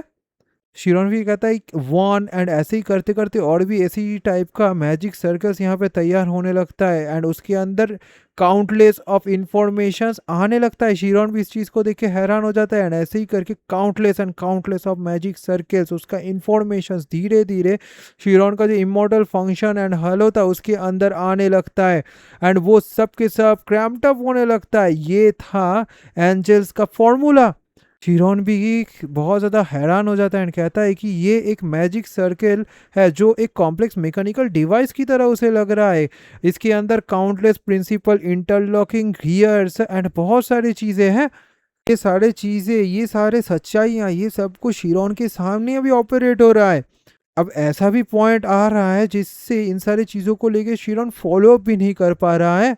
उसके समझ के अंदर मोर देन 40,000 मैजिक सर्कल्स आ चुका है एंड ये सब फॉलो किया गया है 1,70,000 कैलकुलेशन सर्किट्स के थ्रू एंड ऐसे ही करके वो सर्किट्स बढ़ने लगता है। जो कैलकुलेशंस था ना उसे कैलकुलेट करना इम्पॉसिबल हो जाता है। जो हैलो था वो धीरे धीरे यहाँ पे कम्ब्रेल होने लगता है। शिरोन कहते हैं वो इसे समझ नहीं पा रहा है यहाँ पे इन सब का मतलब क्या है। तभी शिरोन की रियल बॉडी के नाक से खून भी निकलने लगता है। इकाइल फिर शिरोन को कहता है ये सारी चीज़ों को ना समझने के लिए। शिरोन फिर कहता है कि नहीं उसे समझ आ चुका है। तभी इकाइल कहता है कि उसे सिर्फ और सिर्फ इनसाइड सर्किट के थ्रू इन सारी चीज़ों को एक्सेप्ट करना है उसी तरीके से। ऐसे ही करते करते जो सर्किट था ना 1,78,73,6 1521 तक पहुंच जाता है। शिरोन भी उन सारी इंफॉर्मेशंस को एक साथ महसूस करता है। वो सारा इंफॉर्मेशन शिरोन के माइंड के अंदर जाने लगता है। जो हेलो था उसके अंदर में इंफॉर्मेशन और ज़्यादा आने लगता है। शिरोन फिर कहता है कि नहीं, वो ऐसा नहीं कर सकता। उसका जो बैरियर था वो भी धीरे धीरे टूटने लगता है। शिरोन कहता है कि वो और ज़्यादा इंफॉर्मेशन को यहाँ पे गैदर नहीं कर सकता। इकाइल भी कहता है कि वो लोग ऑलमोस्ट यहाँ पे इस काम को ख़त्म कर ही चुके हैं। शिरोन को और थोड़े देर तक यहाँ पे होल्ड करके रखना है। शिरोन का जो कॉन्शियसनेस था ना वो धीरे धीरे यहाँ पे डिस्ट्रॉय होने लगता है। वो धीरे धीरे डिसइंटीग्रेट होने लगता है पूरे वर्ल्ड पे। उसका जो पूरा इमोर्टल फंक्शन था वो इस वर्ल्ड पे फैलने लगता है। उसी तरीके से अब जो इंफॉर्मेशन था वो धीरे धीरे यहाँ पे अंदर तो जाता है, बट वो एक साथ समेट के नहीं रहता। शिरोन भी यहाँ पे पूरी तरीके से डिसइंटीग्रेट हो जाता है। इकाइल भी यहाँ पे इस चीज़ को देख के बहुत ज़्यादा परेशान हो जाता है। इकाइल फिर कहता है कि क्या यही ह्यूमंस हैं? इस लड़के का जो माइंड है वो एशेस में रिड्यूस हो चुका है, जिसका ट्रेस भी मिलना अभी मुमकिन नहीं है। इवन इन सारे पेन्स के अंदर भी ये लड़का खुद की होप को अभी तक नहीं छोड़ा है। यहाँ पे सब कुछ शैटर हो चुका है और यहाँ पे सिर्फ और सिर्फ मोल्ड ही टूटा है। बट फिर भी ये चीज़ सारे के सारे बाकी सारी चीज़ों को होल्ड करके रख सकता है। ऐसे ही करके जो हेलो था उसके अंदर इंफॉर्मेशन एक स्टेबल कॉन्स्ट्रक्चुअल फॉर्म ले लेता है। मिखाइल कहता है कि ये एक ऐसा फॉर्म बन चुका है जो हार्डनेस से ज़्यादा स्ट्रॉन्ग है, ये फ्लेक्सिबल है, ये है द वज्रा फॉर्म। फिर हम लोग रियल वर्ल्ड पे शिरोन को देख पाते हैं जो अब भी उसी स्टेट में था। फिर इकाई शिरोन को कॉन्ग्रेचुलेट करता है बिकॉज फाइनली उसने एक हेलो को तैयार कर चुका था। शिरोन भी उस चीज़ को देखने लगता है। वो फिर कहता है कि उसने फाइनली इस काम को कर लिया है। वो इकाइल को कहता है। इकाइल भी यहाँ पे शिरोन की तरफ देखने लगती है। So thank you for watching. Thank you for listening. See you soon in the next video. Till then, goodbye.